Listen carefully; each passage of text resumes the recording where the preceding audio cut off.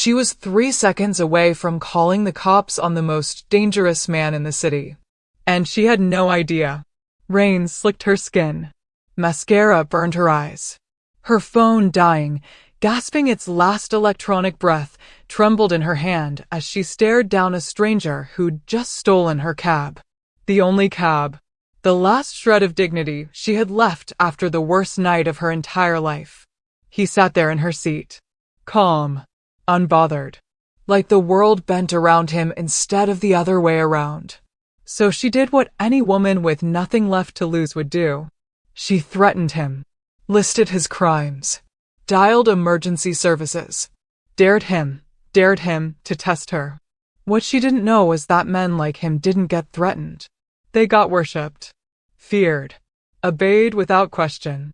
What she didn't know was that he ruled an empire built on shadows and blood, that his name was whispered in back rooms and boardrooms, that entire bloodlines bowed when he walked past. What she didn't know was that for the first time in a decade, someone had looked him in the eyes and treated him like he was nothing special. And instead of crushing her for it, he became obsessed. But here's what he didn't know. The woman yelling at him in a ruined silver dress, threatening police and prison and charges she'd invent if she had to, she wasn't just some ordinary girl having a bad night.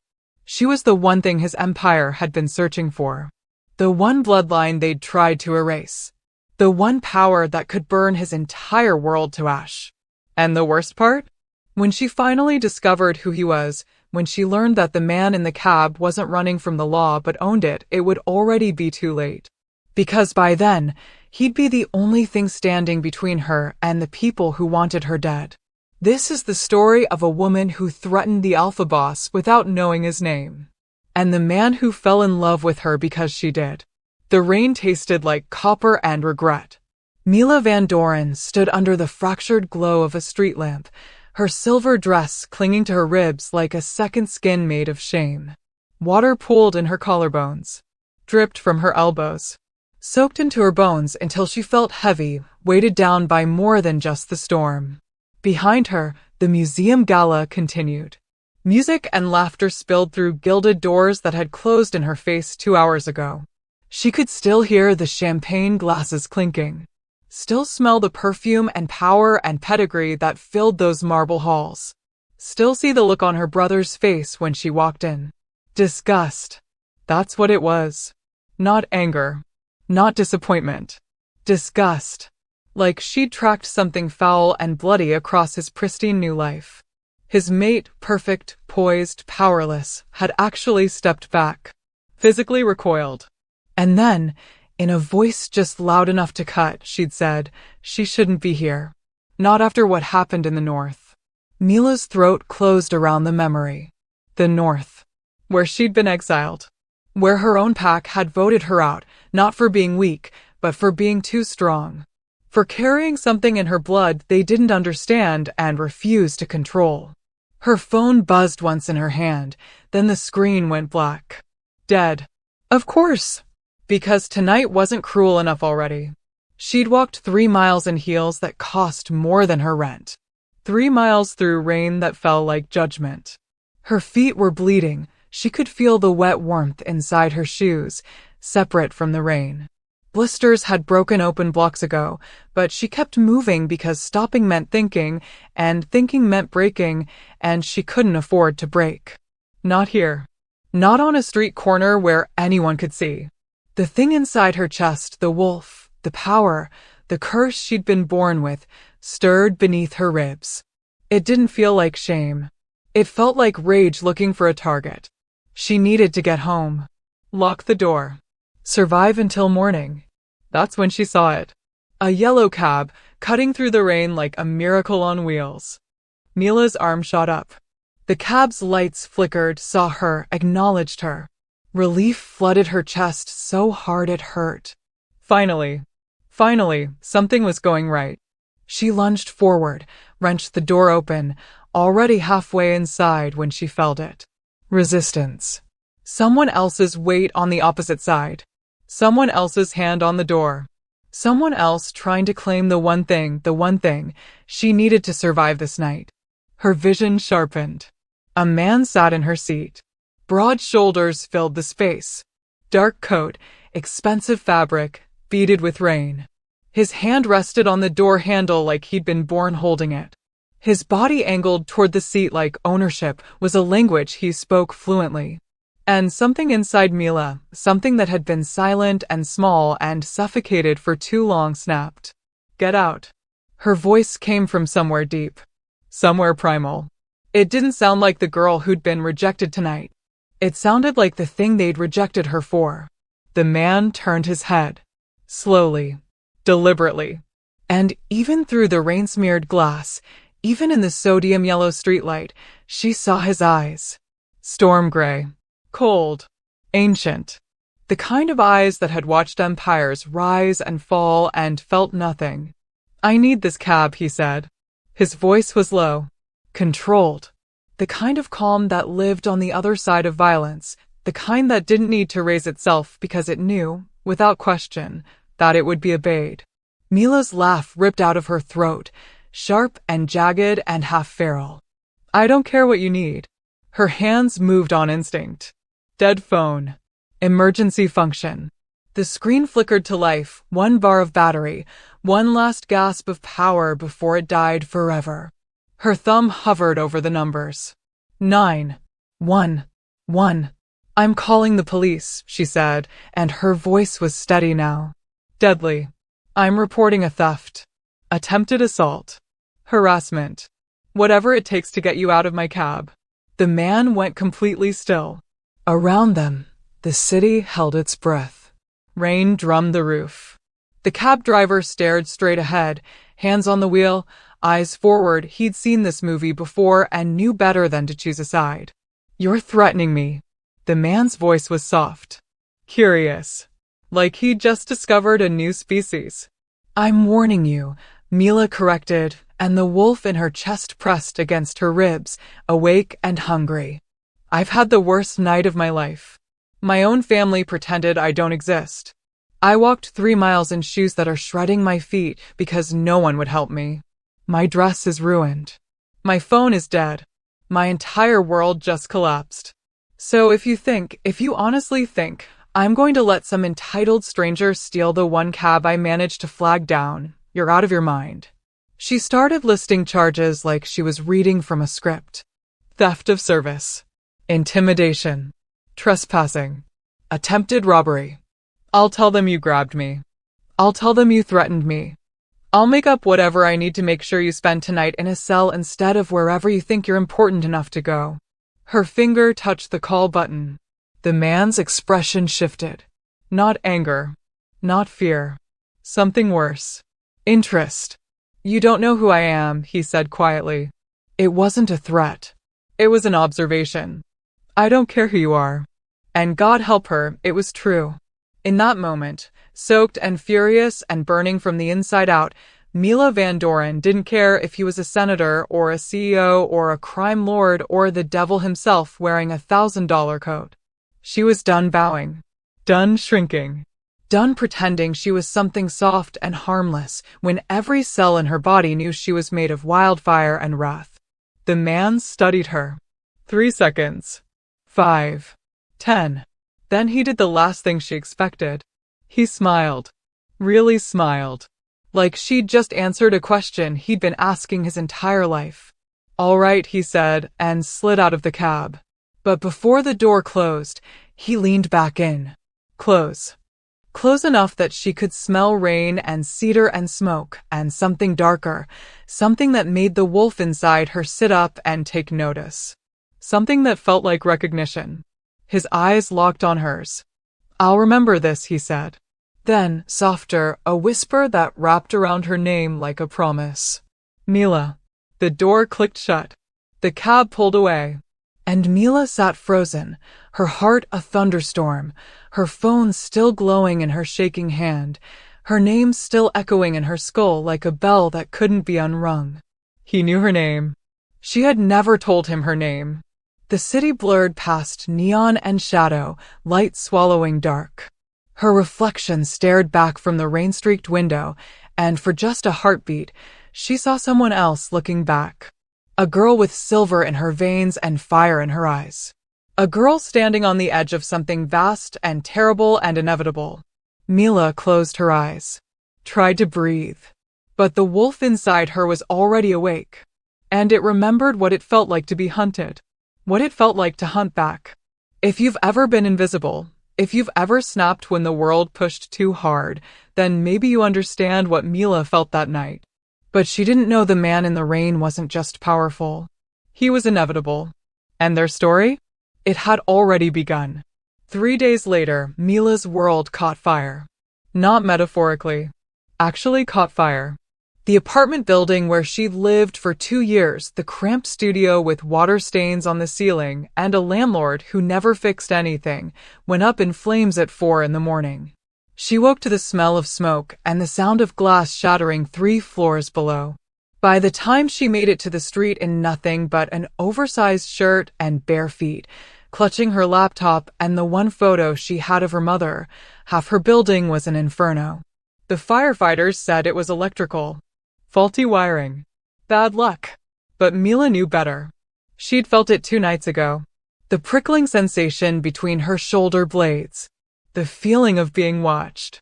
She dismissed it as paranoia, aftermath of the gala, aftermath of seeing disgust in her own brother's eyes.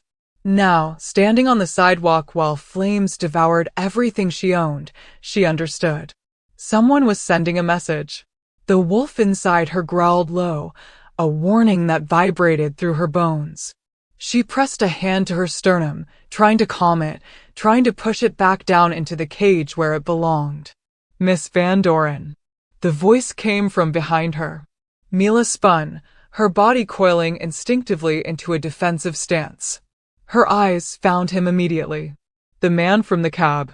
He stood under a street lamp 20 feet away, hands in the pockets of a charcoal suit that probably cost more than her destroyed apartment. The rain had stopped, but moisture still clung to the air, haloing the streetlights in amber fog. He looked exactly as she remembered. Storm gray eyes. Dangerous calm. The kind of presence that didn't need to announce itself, because everyone already knew. Except she hadn't known. Still didn't know. You, she breathed, and it came out more accusation than greeting. He moved toward her with the fluid grace of something that had never stumbled, never hesitated, never doubted its right to occupy space. People on the sidewalk, neighbors in bathrobes, firefighters in turnout gear, shifted without realizing it, creating a path. He stopped 3 feet away, close enough that she could see the faint scar above his left eyebrow, close enough to notice he hadn't shaved, dark stubble shadowing his jaw, close enough to feel the heat radiating off him in waves that had nothing to do with the fire. Your building, he said, glancing at the flames. When did it start? Why do you care? Mila's fingers tightened on her laptop. Why are you here? How are you here? I've been keeping an eye on you. The honesty of it stole her breath. She struggled to find words. That's stalking. That's illegal. His mouth curved slightly. Not quite a smile. You threatened to have me arrested 3 days ago. I thought turnabout was fair play. This isn't funny. No, he agreed, and the humor drained from his expression. It's not. He turned his full attention on her then, and Mila felt the weight of it like a physical thing. Like standing in a spotlight. Like being seen, truly seen, for the first time in her life. Someone set this fire, he said. It wasn't a question. You don't know that. I do. How? Because 3 days ago, you threatened the wrong man in front of witnesses. He paused. And word spreads fast in certain circles.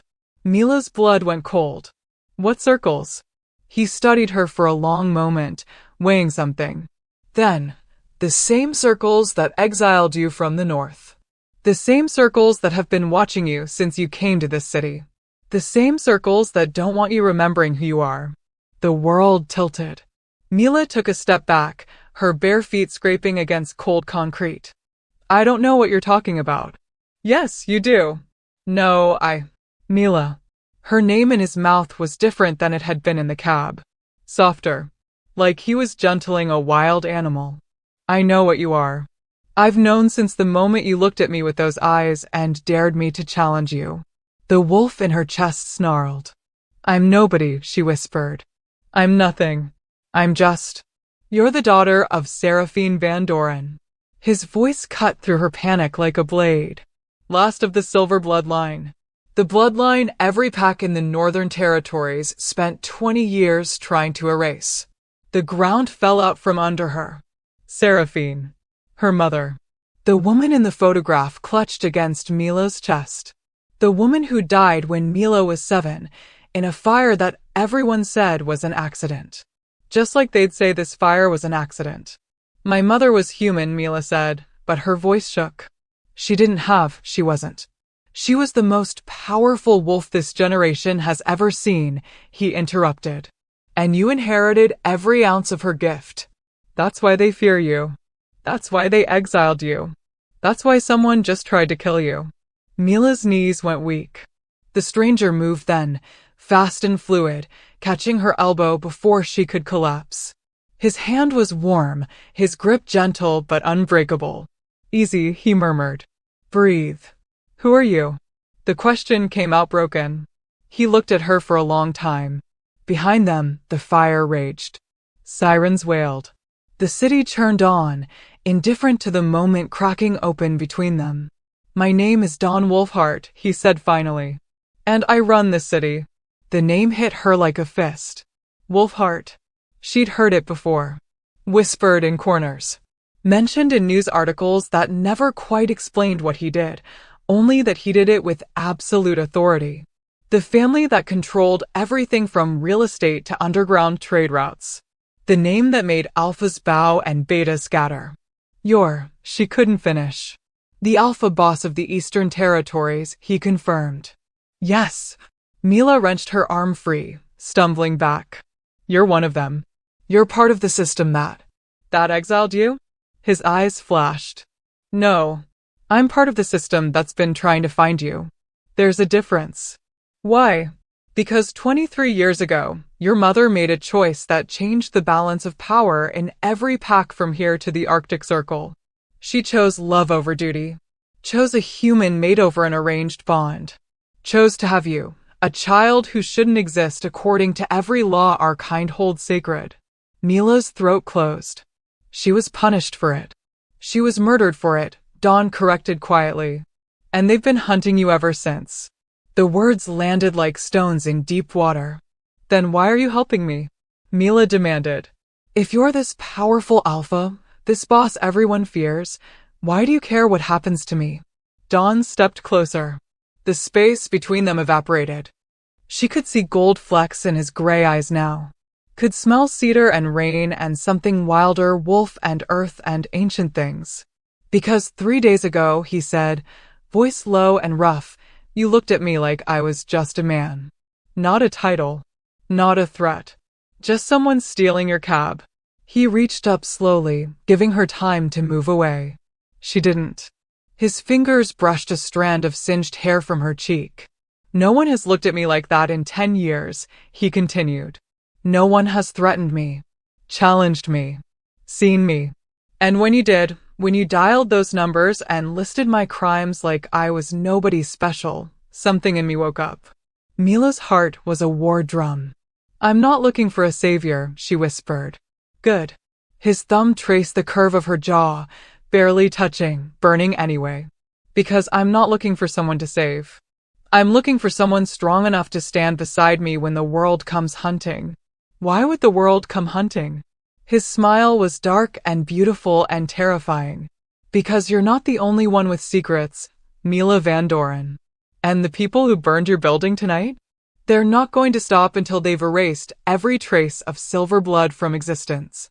Behind them, part of the building collapsed in a shower of sparks. "So here's what happens now," Dawn said. "You can run. Try to disappear. Live the rest of your life looking over your shoulder, waiting for the next fire, the next accident, the next convenient tragedy." He paused. "Or you can come with me. Let me teach you what you are. Help you remember what they tried to make you forget. And when you're ready, when you're strong enough, we take the fight to them instead." Mila stared at him. This stranger. This alpha. This man who knew her name before she spoke it, who'd been watching her, who stood in front of her burning home, offering impossible choices. She should run. Every instinct screamed at her to run. But the wolf in her chest was quiet now, listening, waiting. And beneath her fear, beneath her shock, beneath everything, she felt something she hadn't felt in years. Hope. If I say yes, she began slowly, if I go with you, what happens to me? Dawn's expression softened. You become who you were always meant to be. And if I can't? If I'm not, if they were right to exile me? They weren't. How do you know? He held her gaze. Because I've spent 10 years building an empire on the principle that power without control is chaos. And you, Mila Van Doren, just threatened to have me arrested in front of a cab driver without flinching. That's not chaos. That's controlled fury. That's exactly what we need. The sirens were getting closer. People were starting to notice them standing there, locked in conversation while the world burned. I don't trust you, Mila said. I know. I don't even like you. That's fair. But I don't have anywhere else to go. Dawn nodded slowly. Then let's start there. He extended his hand. Mila looked at it. Looked at him. Looked at the ruins of her life smoldering behind them. Then she placed her hand in his. His fingers closed around hers, warm, steady, unbreakable. One condition, she said. Name it. You teach me everything. No secrets. No half-truths.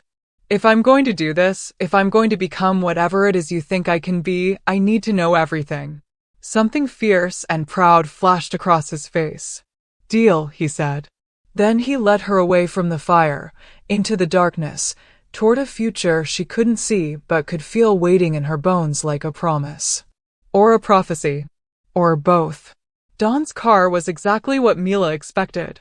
Black. Sleek. The kind of vehicle that whispered money and power without needing to shout. Leather seats that probably cost more than her destroyed furniture. Dashboard that looked like it belonged in a spaceship. She climbed in barefoot, still clutching her laptop and that single photograph, feeling like she was stepping into a different world. The door closed with a sound like a vault ceiling. They drove in silence through the pre-dawn city. Streetlights painted amber streaks across the windshield. The few cars on the road seemed to sense something and moved aside without Dawn needing to signal. Like even traffic understood hierarchy. Mila pressed her forehead against the cool glass and watched her reflection. Soot-stained face. Hair still smelling of smoke. Oversized shirt that barely covered her thighs.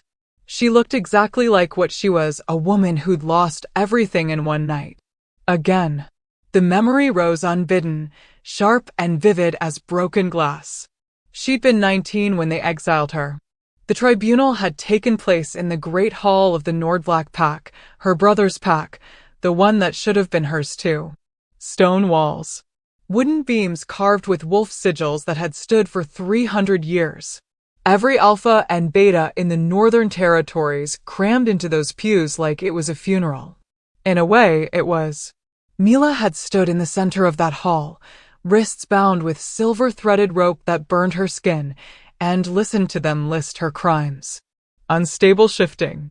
Dangerous power fluctuations. Inability to submit to pack hierarchy. The last one was code. Everyone knew it. What they meant was, she couldn't be controlled.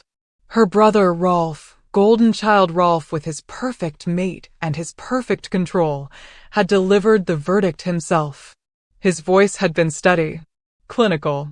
Like he was reading a weather report instead of destroying his own sister's life.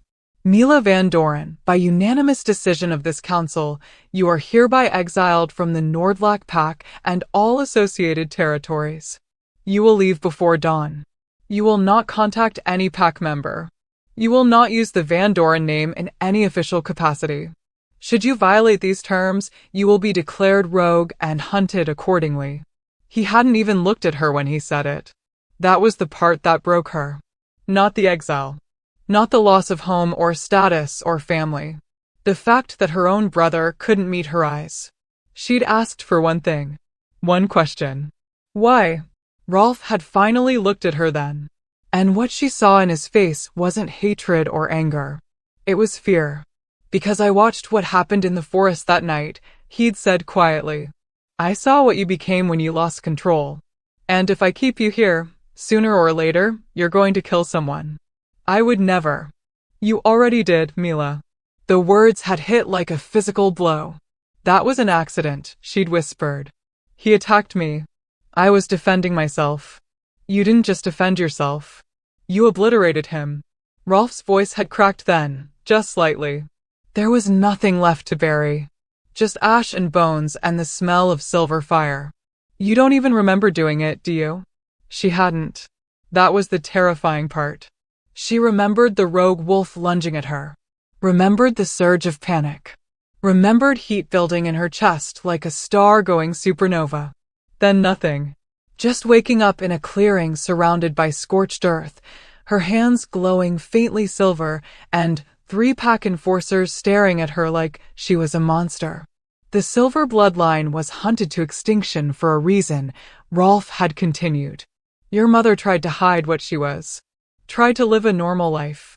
And look what happened to her. She died in a fire. She died because someone found out what she was and decided the world was safer without her. The confession had stolen Mila's breath. You knew, she'd said.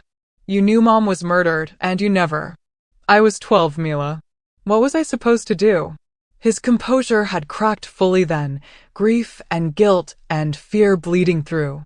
I've spent the last 14 years trying to protect you by keeping you invisible. But you can't stay invisible anymore. Not after what you did. So I'm giving you a choice most rogues don't get. I'm giving you a head start. Leave tonight. Disappear. Live. Without my pack. Without my family. Without my name. Without the target on your back that comes with being a Silverblood. Mila had looked around that hall one last time. At the faces that wouldn't meet her gaze. At the people she'd grown up with, trained with, bled with. Not one of them spoke in her defense. Not one. Her best friend from childhood, Saskia, who'd braided Mila's hair and shared secrets under full moons, sat in the 3rd row with her hands folded in her lap, eyes downcast. Her mentor, the elder who'd taught her to shift, who'd promised she'd never be alone, stood against the wall with his arms crossed, silent.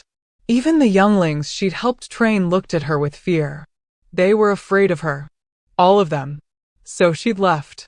Walked out of that hall with nothing but the clothes on her back and a warning ringing in her ears.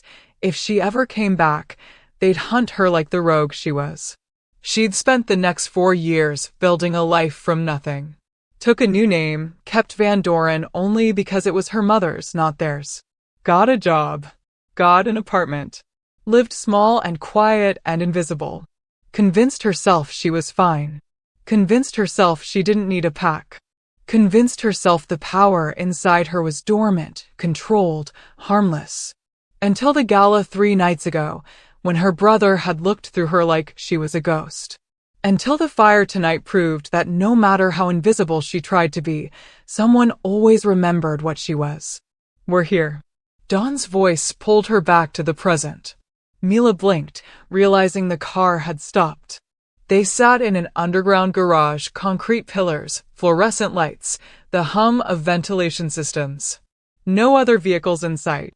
Where's here? She asked. Somewhere safe. He got out and came around to her side, opening the door like she was someone precious. Someone worth protecting. Mila stepped out onto cold concrete, wincing as small pieces of gravel bit into her bare feet. Dawn noticed immediately. Without a word, he shrugged out of his suit jacket and handed it to her. I'm fine, she said automatically. You're barefoot in a parking garage. Take the jacket. I don't need. Mila. He said her name like a command and a request. Take the jacket. She took it. The fabric was still warm from his body, smelling of cedar and rain and something uniquely him. She wrapped it around her shoulders, suddenly aware of how exposed she'd been. Dawn led her to an elevator hidden behind a pillar. He pressed his palm against a scanner, high-tech security that seemed excessive until Mila remembered who he was. Alpha Boss. Ruler of the Eastern Territories. The kind of man who needed this level of protection. The elevator rose silently. No music. No floor indicators. Just smooth upward motion that made her stomach drop. How much do you remember about your mother? Dawn asked suddenly. The question caught her off guard. Not much. I was 7 when she died. What do you remember? Mila clutched the photograph tighter. She used to sing to me. Old songs in a language I didn't understand. Dutch, I think, maybe older. She had this laugh, this full body, head thrown back laugh that made everyone around her smile. She paused. And she was careful. Always so careful. Never shifted in front of me. Never talked about pack politics. It was like she was trying to keep me separate from that world. She was protecting you. From what? The elevator stopped. The doors opened onto a hallway that looked nothing like a building corridor. Hardwood floors. Art on the walls, real art, not prints. Soft lighting that felt like sunset. From the truth about what you are, Dawn said, stepping out. From the people who would kill you for it. From a destiny she hoped you'd never have to face. He led her to a door at the end of the hall. Another palm scanner. Another layer of security. The door opened onto a penthouse that took Mila's breath. Floor-to-ceiling windows overlooking the city. Furniture that looked comfortable and expensive in equal measure. A kitchen with marble countertops. Bookshelves lining one wall, packed with volumes that ranged from ancient to modern. But what stopped her dead was the painting above the fireplace. A woman. Silver hair cascading down her shoulders. Eyes that shifted between gray and blue and something luminous. She stood in a forest clearing with her hand extended, silver flames dancing across her palm like living jewelry. That's Mila's voice broke. Your mother, Dawn confirmed. Seraphine Van Doren. Painted 3 months before she died. Mila moved toward it like a sleepwalker, unable to look away. She'd never seen her mother like this. Powerful. Radiant. Unafraid. Where did you get this? I've been collecting information on the Silver bloodline for years, Dawn said. Ever since I learned what happened to them. What the Northern Packs did. Why? He was quiet for a long moment. When he spoke, his voice carried weight. History. Pain. Because 10 years ago, my father led the hunt that killed the last known Silver Blood Alpha. He believed they were too dangerous to exist. Too powerful to control. He convinced the council that extinction was mercy. Mila turned to face him. Your father killed my people. Yes. And you expect me to trust you? No. Dawn met her gaze steadily. I expect you to listen. My father died believing he'd done the right thing. Died convinced that power like yours needed to be eliminated for the safety of all packs. And you? Do you believe that? I believe my father was a coward. The words came out hard. Sharp. I believe he was terrified of anything he couldn't dominate. And I believe he spent his entire life building an empire on fear and control because he never learned there was another way. Dawn moved to stand beside her, both of them facing the painting now. When he died, I inherited everything. His territories. His alliances. His enemies. And his guilt. He paused. I've spent 10 years trying to undo the damage he caused. Trying to build something different. Something that doesn't require crushing anyone who's different or powerful or unwilling to submit. That's a nice story, Mila said. But it doesn't explain why you've been watching me. 3 years ago, I heard rumors. Of Van Doren living in my city. Alone. Exiled. I started paying attention. And what I found was a woman working 2 jobs, living in a building that should have been condemned, keeping her head down and her power locked away so tight I could feel her suffocating from across the city. He turned to face her fully. You're surviving, Mila. Not living. Just surviving. And I thought, here's someone who could burn the world down but chooses to shrink herself instead. Here's someone with the power to reshape our entire species, but uses it only when cornered. Here's exactly the kind of person my father would have feared. And that made you want to help me? That made me want to give you a choice he never gave your mother. A choice no one gave any of the Silverbloods. Dawn's expression softened. The choice to embrace what you are instead of hiding it. To learn control instead of suppression. To stand in your power instead of apologizing for it. Mila's throat tightened. I don't know how. I know. I don't even know what I am. Not really. I just know that sometimes, when I'm angry or scared, something inside me tries to claw its way out and I have to fight to keep it contained. Because you've been taught that containment is survival. Isn't it? No. Dawn's voice was gentle but firm. Containment is slow death. What you need is not less power. It's better understanding. Training. Guidance from someone who isn't afraid of what you might become. And you're not afraid? He smiled then, and it transformed his face. Mila, I watched you threaten to have me arrested over a cab. If I was going to be afraid of you, it would have happened then.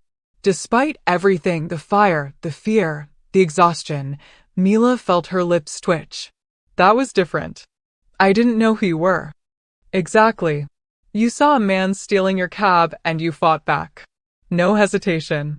No submission. Just pure, righteous fury. His eyes gleamed. That's not something to suppress. That's something to cultivate. Mila looked back at the painting. At her mother's fierce, beautiful face. At the silver flames that danced without burning.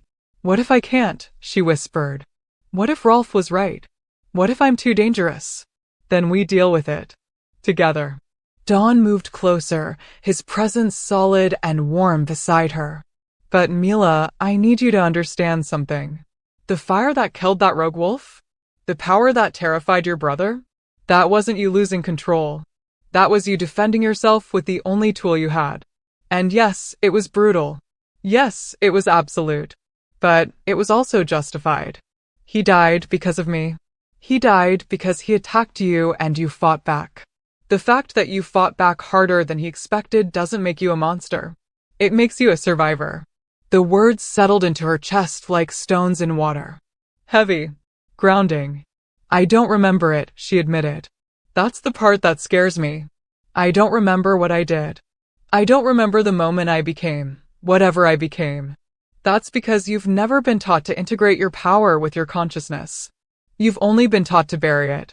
So when it emerges under stress, it acts on instinct alone. And you can teach me to change that?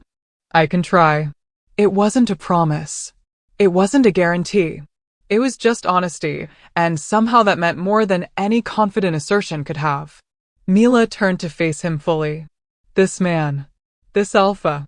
This stranger who'd been watching her for 3 years, who'd shown up at her burning building, who'd brought her to a penthouse overlooking the city and showed her a painting of the mother she barely remembered. Why do you really care? She asked. And don't tell me it's about your father's guilt or righting past wrongs. There's something else. I can feel it. Dawn held her gaze for a long moment. Then he reached up, slowly, and touched the hollow of his throat. Do you know what a resonance bond is? Mila's heart skipped. No. It's rare. Happens maybe once in a generation. It's when two wolves recognize each other on a level deeper than pack, deeper than blood. It's an echo. A harmonic. Like two notes that shouldn't fit together, but somehow create perfect music. I don't understand. 3 days ago, when you threatened me in that cab, I felt it. A pull. A recognition. Like something sleeping in my chest woke up and said there. He dropped his hand. I don't know what it means. I don't know if it's fate or coincidence or just my own loneliness manifesting as connection. But I know I can't walk away from you. And I know that whatever happens next, we're in it together. Mila's breath caught. That's insane. Yes. We don't even know each other. Yet, I could be the person your father feared. I could be dangerous. You are dangerous. His smile was small, genuine. That's the point. They stood there, locked in silence, while the city woke up outside the windows.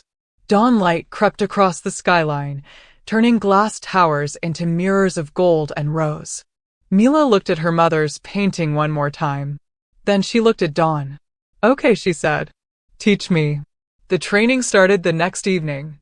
Dawn had let her sleep through the entire day, real sleep, deep and dreamless, in a bedroom that felt like a cloud. When she woke, the sun was already setting, painting the city in shades of amber and blood. She found clothes laid out for her. Simple but well made. Athletic pants that fit perfectly. A soft shirt. Even shoes in exactly her size. The attention to detail should have unsettled her. Instead, it felt like being seen. Dawn was waiting in the main room when she emerged, 2 mugs of coffee steaming on the table. He changed to dark jeans, black shirt, sleeves rolled to his elbows. Less corporate alpha, more something else. Something that made her pulse quicken. "We're not training here," he said, handing her a mug. "Drink. We leave in 20 minutes. The coffee was perfect. She didn't ask how he knew she took it with cream and no sugar. They drove east, away from the gleaming towers of the city center, into neighborhoods that grew quieter with each passing mile. Old money streets gave way to forest roads. Pavement turned to gravel. "Where are we going?" Mila asked. "A place your mother knew well." That was all he'd say. The road ended at a gate, iron, ancient, covered in symbols that made Mila's skin prickle with recognition. Dawn pressed his palm to the lock, and something inside her chest responded, a low hum like a tuning fork being struck. The gate swung open. Beyond it, the forest waited. Not the manicured parks of the city. This was old growth. Trees that had stood for centuries, their trunks wider than cars, their branches creating a canopy so thick the dying light barely penetrated. Mila stepped out of the car and felt it immediately. Power. It soaked the ground like rain, hung in the air like mist. Every breath tasted of earth and ancient things. "What is this place?" she whispered. "The Silverwood Grove," Dawn said. "One of the last sacred sites of the Silver bloodline. Your mother used to come here to practice, to commune with the ancestors, to remember who she was before the world told her to be small." Mila's throat tightened. "How do you know that?" "Because I found her journals. 3 of them, hidden in a safe deposit box under a false name. It took me 2 years to track them down." He pulled something from his jacket, a leather-bound book, worn and water-stained. "This was the last one. She wrote it in the months before she died." He held it out. Mila took it with trembling hands. The leather was soft, warm, like it had been waiting for her touch. She opened to a random page and her mother's handwriting spilled across the paper, elegant, hurried, alive. "Mila turns 7 tomorrow. I baked her favorite cake, chocolate with raspberry filling. She doesn't know what day it is in the old calendar. Doesn't know that 7 is the age of awakening for our bloodline. Doesn't know that by this time next year, her power will start manifesting whether I'm ready or not. I'm terrified. Not of her. Never of her. But of what they'll do when they realize what she is. What she carries. The prophecy haunts me. When silver burns in mortal veins, the daughter of 2 worlds will rise. Neither wolf nor human, neither bound nor free, she will choose, unite the broken lines, or watch them burn to ash. I don't want this for her. I don't want her to carry the weight of our entire bloodline's future. I don't want her to spend her life looking over her shoulder, waiting for the hunters to find her. But I also know I can't stop it. The silver in her blood calls to the moon the same way mine does. The fire in her soul recognizes its kin. So I'll teach her what I can. Show her the grove. Tell her the stories. And pray that when the time comes, she'll be strong enough to make the choice I never could." Mila's vision blurred. She knew she breathed. She knew what was coming. She suspected, Dawn corrected gently. But she hoped she'd have more time. Hoped she could prepare you gradually.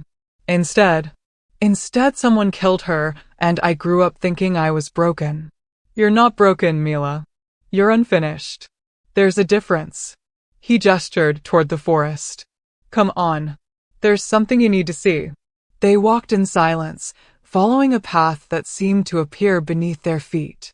The trees grew closer, older, their bark marked with symbols Mila almost recognized. Wolf sigils mixed with something else. Something that made her palms tingle. After 20 minutes, the trees opened into a clearing. Mila stopped dead. In the center stood a stone altar. Not crude, this was crafted, carved, intentional. The surface was covered in symbols that glowed faintly in the twilight, silver against dark granite. Around it, 7 standing stones formed a perfect circle, each one taller than Mila, each one humming with barely contained power. "What is this?" she whispered. "The heart of the Silverwoud, where your ancestors performed the binding ritual, where they discovered how to merge wolf and fire, shadow and silver, where the first silver blood was born." Dawn moved to stand beside one of the stones, running his hand over the carved surface.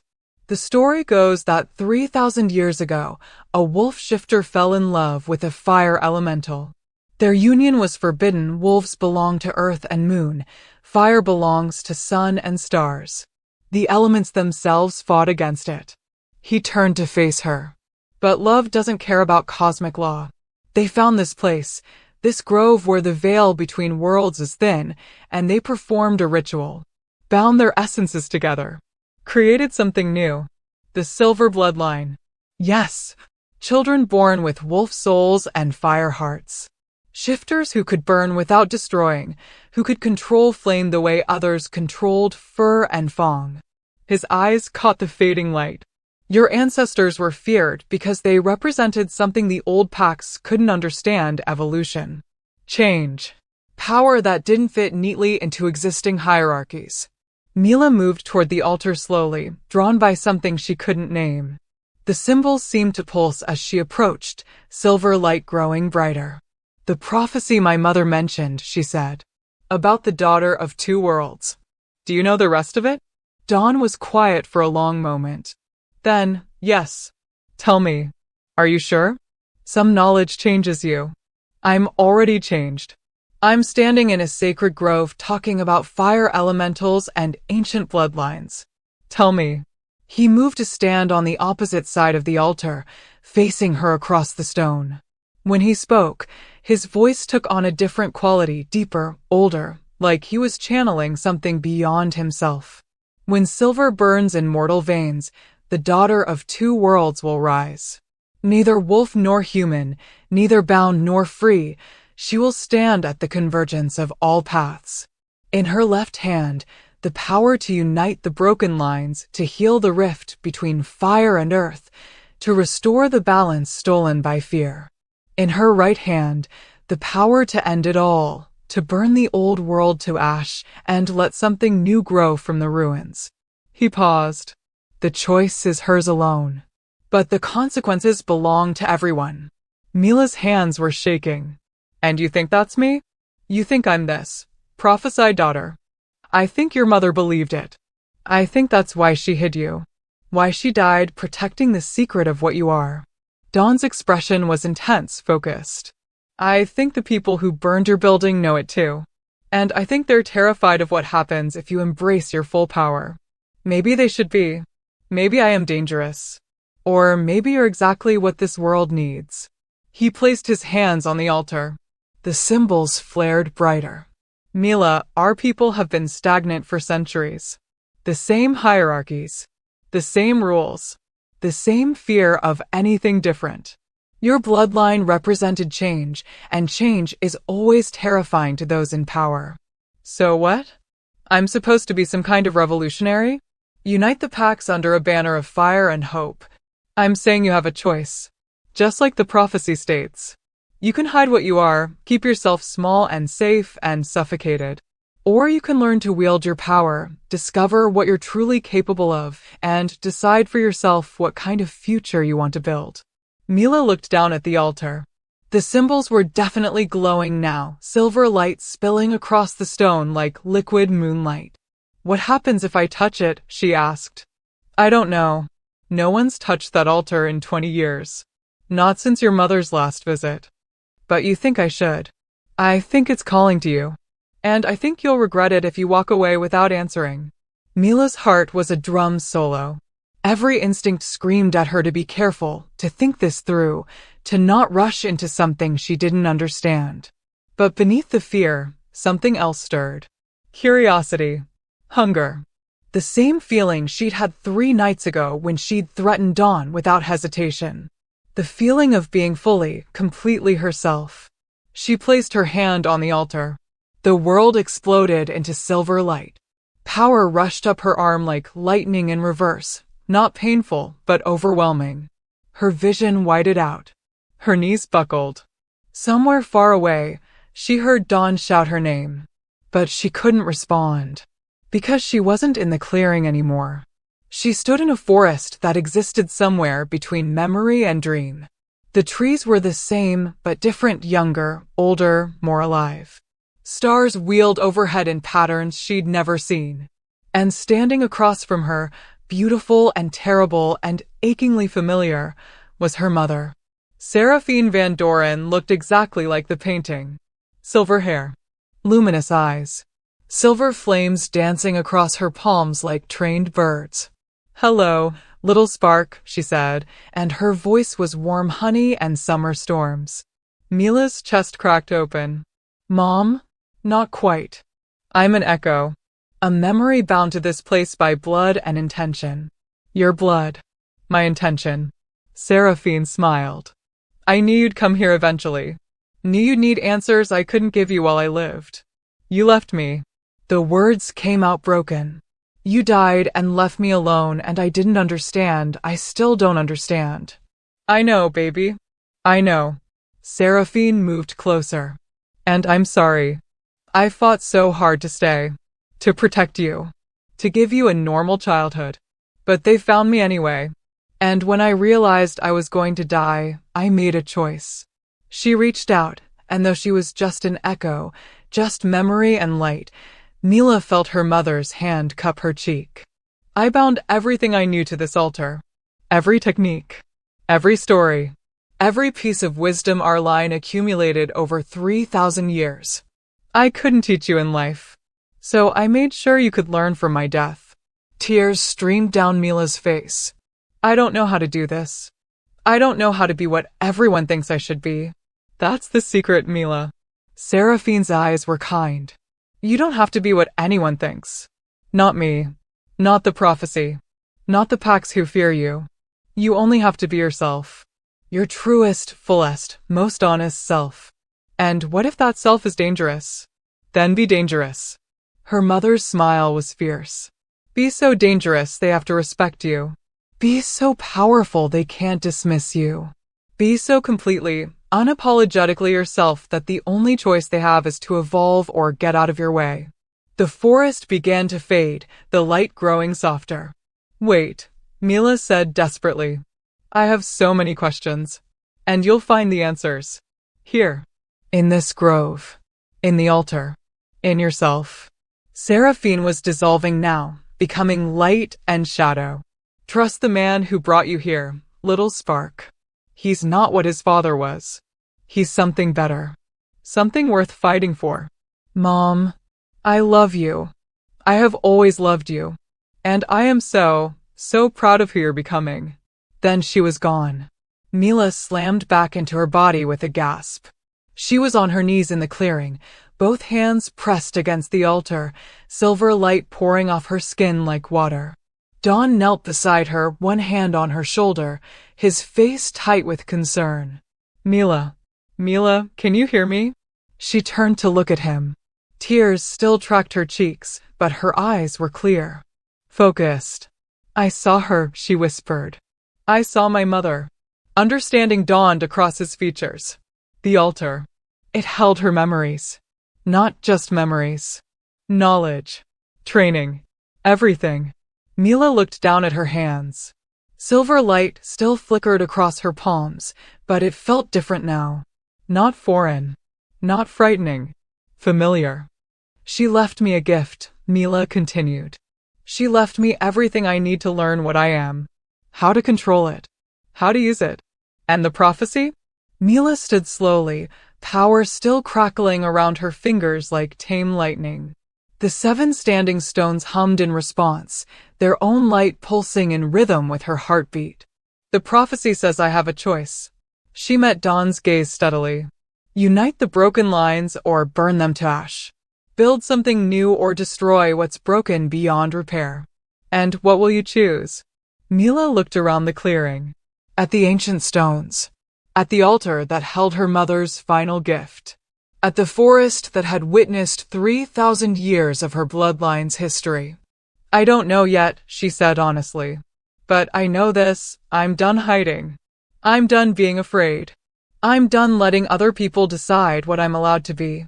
Silver flames bloomed in her palms, beautiful and controlled and absolutely hers. "So let's start training. Because when the people who killed my mother come for me, and they will, I want to be ready. Not to run. Not to hide." She smiled, and it was her mother's fierce smile, her own wild heart shining through. But to burn. The stones sang in response, their ancient voices rising into the night. And somewhere in the city, in boardrooms and back alleys, in packhouses and power centers, people who'd thought the silver bloodline was dead felt a shiver run down their spines. Because the daughter of two worlds was waking up. And nothing would ever be the same. The training consumed her. For 2 weeks, Mila returned to the silver-wowed grove every night. Dawn would drive them through the iron gates as the sun set, and they wouldn't leave until dawn painted the sky pink and gold. At first, it was just about control. Learning to summon the silver fire without fear. Learning to hold it steady, shape it, dismiss it at will. Dawn would stand across from her in the clearing while she practiced, his presence solid and grounding, catching her when the power overwhelmed her, pushing her when she wanted to quit. Again, he'd say, voice firm but never cruel, "You're controlling it, not asking it politely. It's part of you, Mila. Command it." And she'd try again. And again. Until silver flames danced between her fingers like trained birds, until she could write her name in fire across the air, until she could summon and dismiss the power with nothing but a thought. But the altar gave her more than just control. Each night when she touched the stone, another memory would surface. Another lesson. Her mother's voice in her head, patient and loving, teaching her techniques that had been lost for generations. Silver fire doesn't just burn, little spark. It reveals. It purifies. It can destroy, yes, but it can also heal, protect, illuminate. The choice is always yours. She learned to create barriers of flame that would shield without scorching. Learned to send pulses of heat that would stun but not kill. Learned to read the temperature of a room, sense the presence of other shifters, feel the ebb and flow of power like currents in an invisible ocean. And as she learned, something inside her began to unfold. The wolf that had always felt caged, suffocated, wrong, it started to integrate with the fire. Started to understand that they weren't separate things fighting for dominance. They were two parts of the same whole. She shifted for the first time in years on the 11th night. It happened without warning. One moment she was human, practicing a particularly complex weaving of flame. The next, power surged through her and her body remembered what it felt like to be other. Fur rippled across her skin, not brown or gray like normal wolves, but silver-white that seemed to glow from within. Her bones realigned with an ease that should have hurt but felt like relief. Her senses exploded outward, smell, sound, sight, all amplifying until she could hear Dawn's heartbeat from across the clearing, could smell the rain coming 3 hours before it fell, could see in the darkness like it was noon. She stood on 4 legs and felt complete for the first time in her life. Dawn shifted a moment later. His wolf was massive, dark as midnight with those same storm gray eyes. He approached slowly, carefully, letting her set the pace. They circled each other in the moonlight. Not aggressive. Curious. 2 predators recognizing each other as equals. Then they ran. Through the forest, over fallen logs, under low branches, racing each other with the pure joy of movement. Mila felt the fire in her chest, even in wolf form, a warm, steady glow that didn't contradict the wolf but enhanced it. When they finally stopped, sides heaving, at the edge of a stream, Dawn shifted back first. "That was incredible," he said, chest still rising and falling hard. "I've never seen anyone shift like that. The silver, it stayed with you. In your fur. Your eyes." Mila shifted back, suddenly aware she was naked in the moonlight. But Dawn's gaze never wavered from her face, respectful, awed, proud. It felt right, she said. Like all the pieces finally fit together. Because they do. He pulled off his shirt and handed it to her without her asking. You're not broken, Mila. You never were. You're just something new. Something the old rules don't account for. She pulled on his shirt. It hung to her thighs, smelling of him, and felt something shift in the air between them. The resonance bond he'd mentioned. It was stronger now. A pull that had nothing to do with hierarchy or dominance and everything to do with recognition. Dawn, she started, but he held up a hand. I know. I feel it too. His expression was conflicted. But we need to focus on your training. Once you're ready, once you're safe, we can figure out what this is between us. It should have been a relief. Instead, it felt like denial. But Mila nodded, because he was right. There were bigger things at stake than whatever was growing between them. They returned to training. The attack came on the 15th night. Mila was at the altar, deep in meditation, accessing another of her mother's stored memories.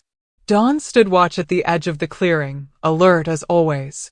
The first warning was a scent on the wind. Wrong. Unfamiliar. Multiple wolves, approaching fast. Dawn's growl rumbled low. Mila, we have company. She pulled back from the meditation, silver fire already flickering to life in her palms. How many? At least 6. Maybe more. He moved to stand beside her, his body coiling with tension. They're not being subtle. This is a statement. The wolves emerged from the tree line in human form, 3 men, 3 women, all wearing the insignia of the Nordvlak pack. Mila's heart lurched. Her brother's pack. The pack that had exiled her. The leader stepped forward, and Mila's stomach dropped. Rolf. Her brother looked older than he had 4 years ago. Harder.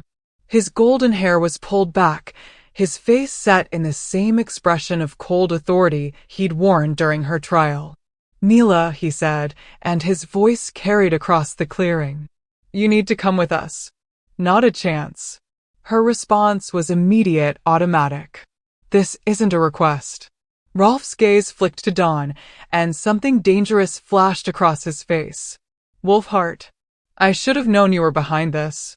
Always trying to undermine the Northern Territories, always pushing your progressive agenda. I'm not pushing anything, Dawn interrupted calmly. Mila came to me. I'm simply helping her understand what she is. What she is a threat. Another voice, Saskia, Mila's former best friend, stepped forward. She looked haunted, desperate. Mila, people are dying. Ever since you left the city, ever since you started training, there have been incidents. Buildings burning. Wolves losing control. The balance is shifting and it's because of you. That's not possible, Mila said, but doubt crept in. I haven't done anything outside this grove. Your power is growing, Rolf cut in. And power like yours doesn't stay contained. It leaks. Influences. Disrupts. He took a step forward. The council has ordered your neutralization. Either you submit to binding, permanent suppression of your abilities, or you're declared rogue and hunted. The words hit like physical blows. Binding? Mila's voice shook. You want to lock away my power? Make me helpless. We want to make you safe, Saskia pleaded. For everyone. Including you. By crippling me? By taking away the one thing that makes me whole. Silver flames erupted around Mila's hands, bright and hot. I spent 4 years being small. Being invisible. Being so afraid of what I was that I couldn't breathe. I won't go back to that. I won't. Then you're choosing to be our enemy. Rolf's expression hardened. The council was right. You're too far gone. Too corrupted by your own power. Or maybe your council is too afraid to admit the world is changing, Dawn said, his voice cutting through the tension. Mila represents evolution. Growth.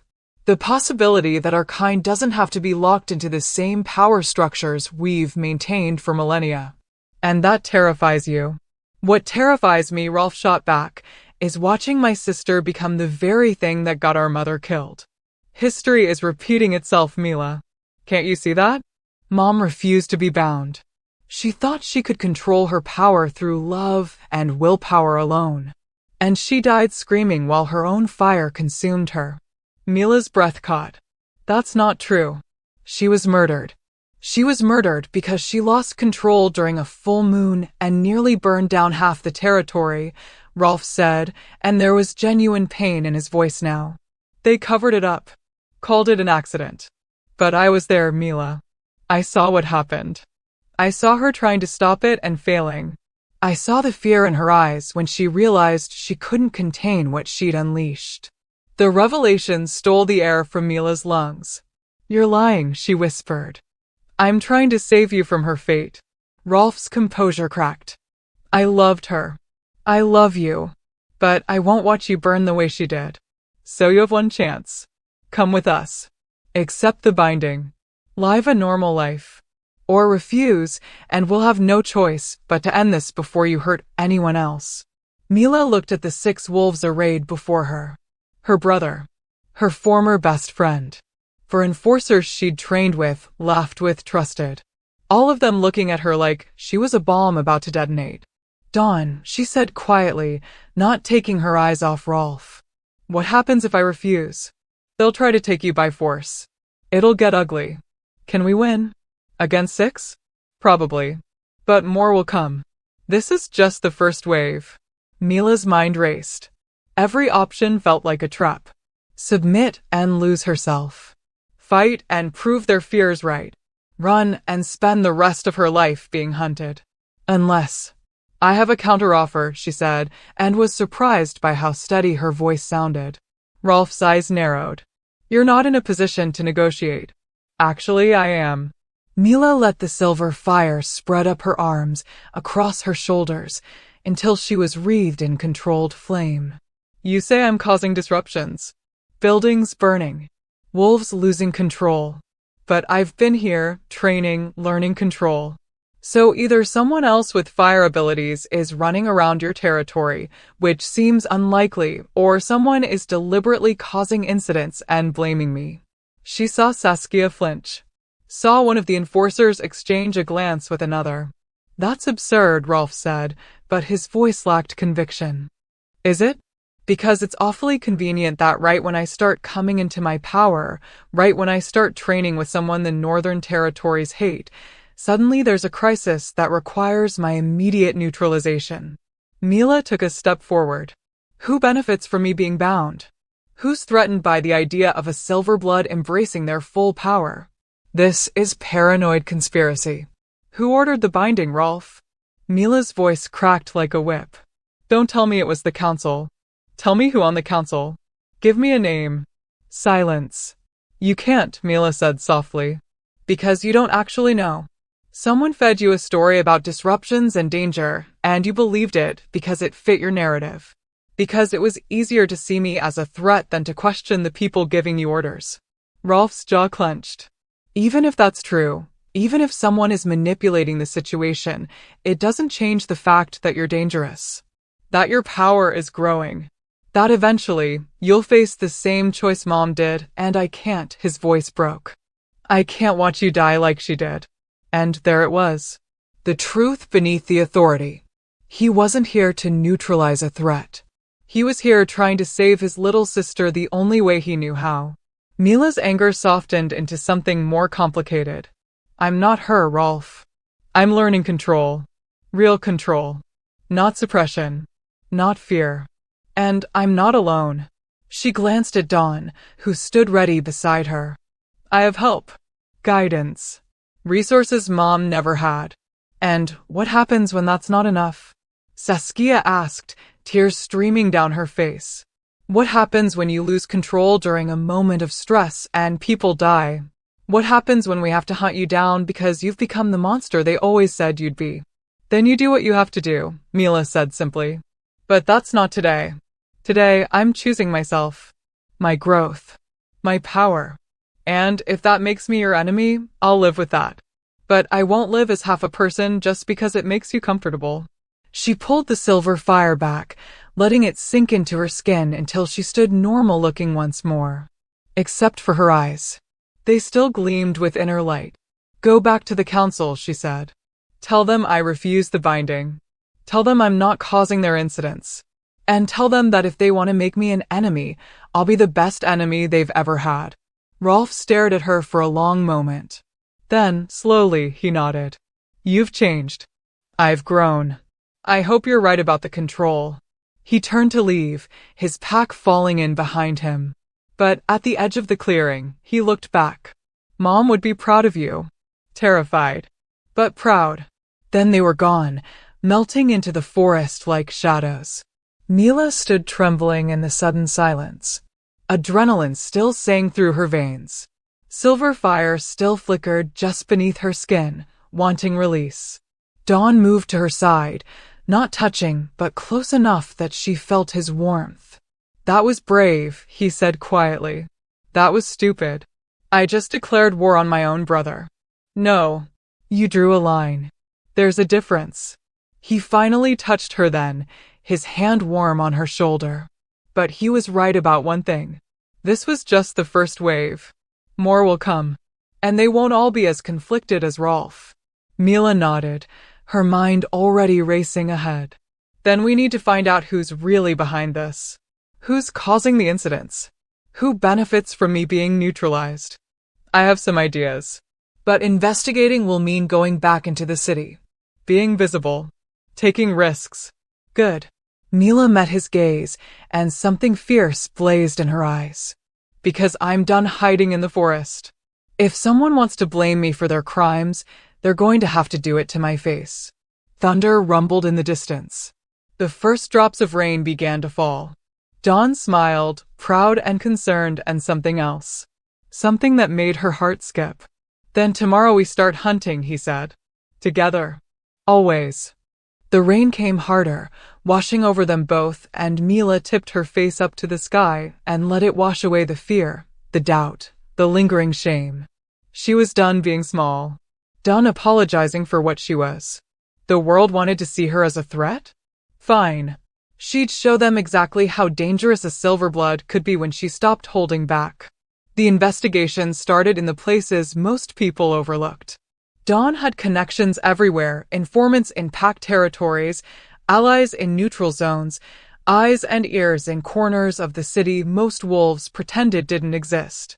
Over the next week, they followed leads through underground clubs where shifters gambled on illegal fights, through corporate offices where territorial disputes were settled with contracts instead of claws, through warehouses on the waterfront where the scent of wolf and violence lingered like old smoke. Each night, they'd return to Dawn's penthouse exhausted, covered in the city's grime, no closer to answers. Whoever was framing Mila knew how to cover their tracks. But they were getting sloppy. Arrogant. 3 more fires in the Northern Territories. 2 unexplained power surges that knocked out entire blocks.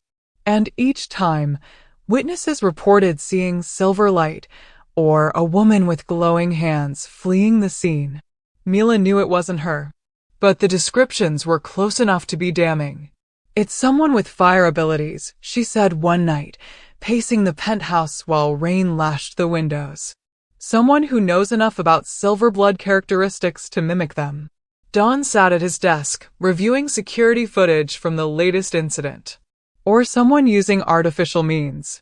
There are old rituals, blood magic, borrowed power. Ways to temporarily replicate abilities you weren't born with. Who would have access to that kind of magic? In the Northern Territories? Only the High Council. And maybe, he stopped, his expression darkening. What? There's a name that keeps appearing in my research. Tobias Kruger. He's the chief enforcer for the Nordvlak Council. Been in that position for 30 years. Mila's blood went cold. I know Tobias. He was at my trial. He was the one who recommended exile over execution. Merciful of him. I thought so at the time. She moved to look at the screen over Dawn's shoulder. Now I'm wondering if he had other reasons for keeping me alive. Dawn pulled up a file, dense with text, photographs, documented incidents. Tobias was also the lead investigator into your mother's death. He's the one who ruled it an accident. Who sealed the records. Who made sure no one asked too many questions? The pieces started clicking together in Mila's mind, sharp and terrible. He knew, she whispered. He knew she was murdered. Maybe he was even involved. And when I manifested my abilities, when I survived my exile, he realized I was a loose end. More than that. Dawn zoomed in on a particular document. Look at this. 3 weeks before your mother died, there was a council meeting about the silver blood problem. Tobias argued that the bloodline needed to be eliminated entirely. Said they were a threat to pack stability. But he was outvoted. Most of the council wanted exile, not execution. So he took matters into his own hands. And when you survived, when you stayed quiet and invisible for 4 years, he probably thought the problem had solved itself. Don leaned back in his chair, rubbing his eyes. Then you started training. Started coming into your power. Started being visible again. And he panicked. He's framing me to justify a kill order. Mila's voice was flat, emotionless. Create enough chaos, blame it on the dangerous silver blood, and the council will authorize my execution without question. That's my theory. Mila stared at the screen, at Tobias's face, stern, righteous, trusted by everyone in the Northern Territories for 3 decades. A murderer hiding behind a badge and a title. We need proof, she said. Something concrete that ties him to the incidents. Something even the council can't ignore. I'm working on it. But Tobias is careful. He's had 30 years to perfect covering his tracks. Then we make him slip. Mila's jaw set. We draw him out. Force his hand. That's dangerous. Everything about my life is dangerous now. She turned to face him fully. But I'm not running anymore. I'm not hiding. If Tobias wants me dead, he's going to have to face me himself. Dawn stood, closing the distance between them. You understand what you're proposing? If we go after Tobias directly, we're declaring war on the Northern Council. Every pack in those territories will be hunting you. They're already hunting me. At least this way, I'm hunting back. He studied her face for a long moment. Then, slowly, he smiled. Your mother would be proud. You keep saying that. Because it's true. He reached up, tucking a strand of silver-white hair behind her ear. His fingers lingered against her cheek. Seraphine spent her whole life trying to be small enough, quiet enough, harmless enough that people would leave her alone. It didn't work. They killed her anyway. His thumb traced the line of her jaw. But you looked at exile and built a life. Looked at your power and decided to master it. Looked at a conspiracy and chose to fight back. You're not repeating her mistakes. You're learning from them. Mila's breath caught.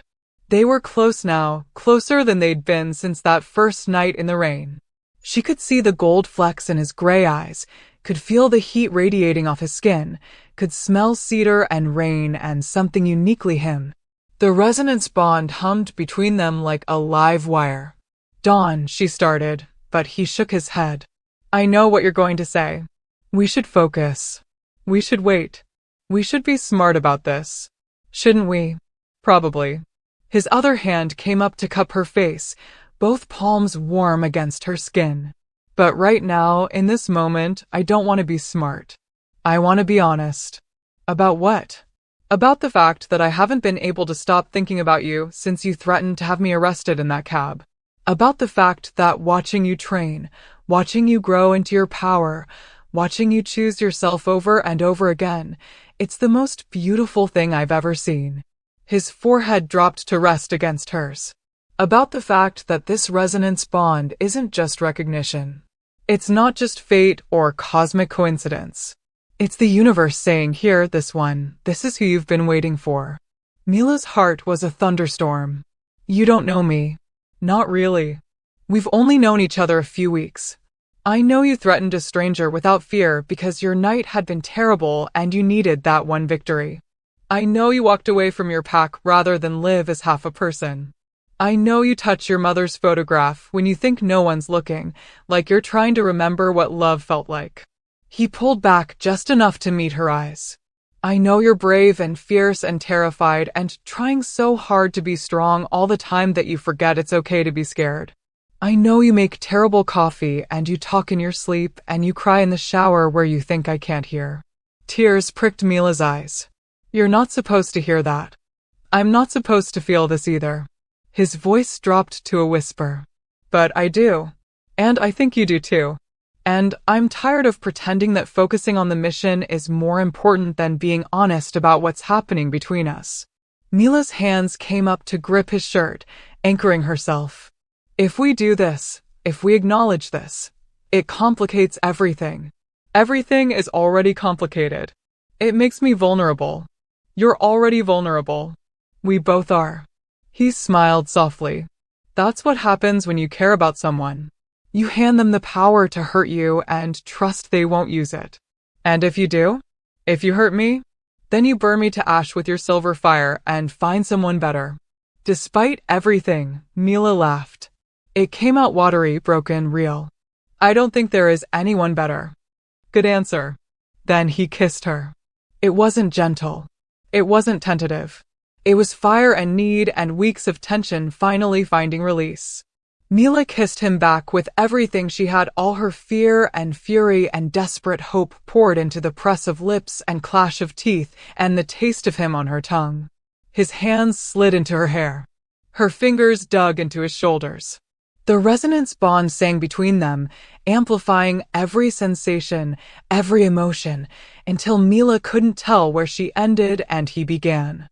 Silver fire bloomed across her skin, not burning but illuminating. Dawn's wolf rose to meet it, his eyes flashing gold gray, a growl rumbling low in his chest. Power called to power. Wolf recognized wolf. And beneath it all, something deeper. Something that had nothing to do with abilities or bloodlines or cosmic bonds.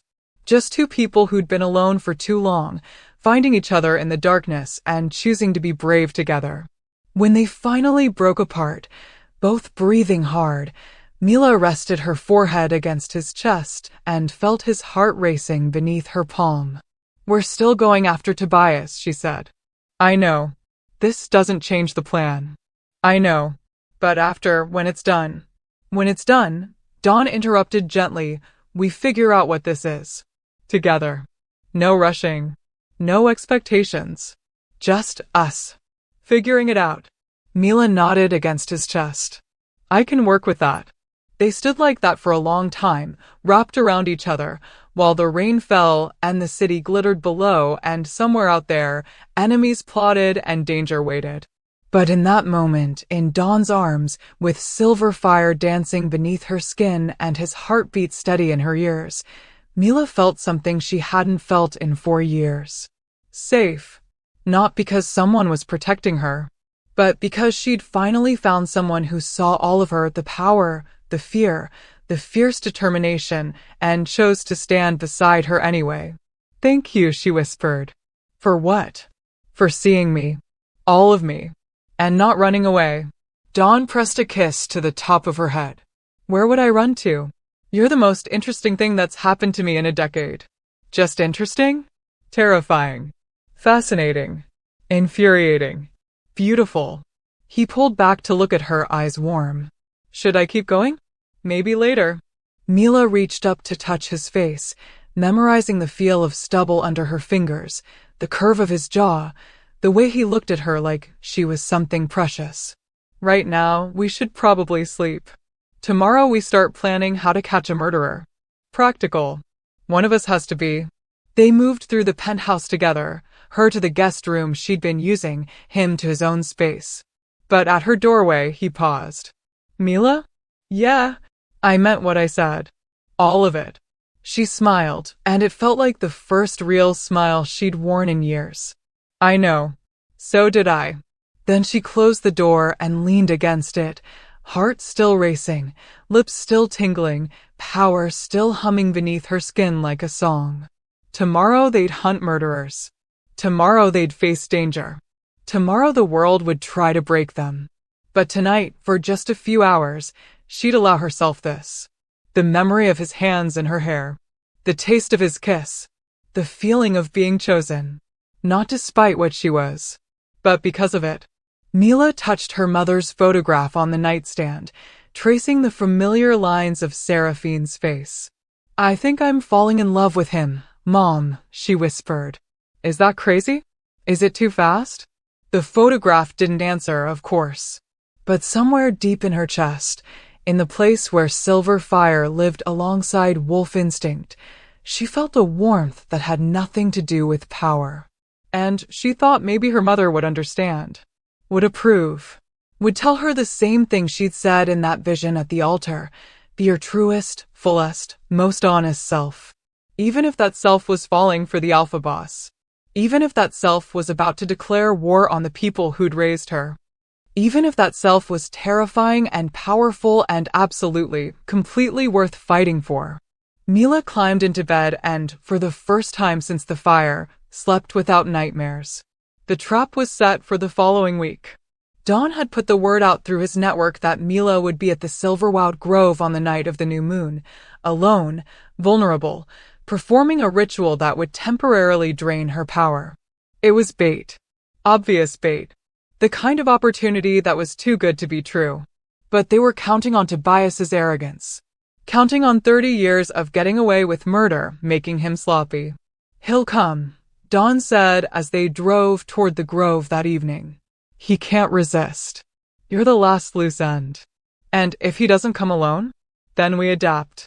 Mila wore clothes specifically chosen for fighting, reinforced fabric that wouldn't tear easily, boots with good traction, her hair pulled back in a tight braid. She looked like she was going to war. She was. The grove was dark when they arrived. No moon meant no natural light filtering through the canopy. Just shadows and the faint silver glow of the altar, pulsing like a heartbeat. Dawn walked her to the center of the clearing, then melted into the tree line. He'd be watching, waiting, ready to intervene if things went wrong. But this was Mila's fight. She knelt at the altar and began the ritual, not the fake one they'd advertised, but a real one.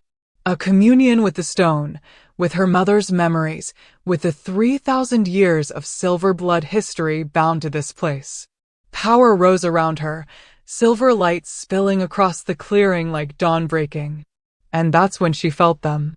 Not one wolf. 6. They emerged from the trees in a coordinated formation, enforcers, all wearing Nordvlak insignia.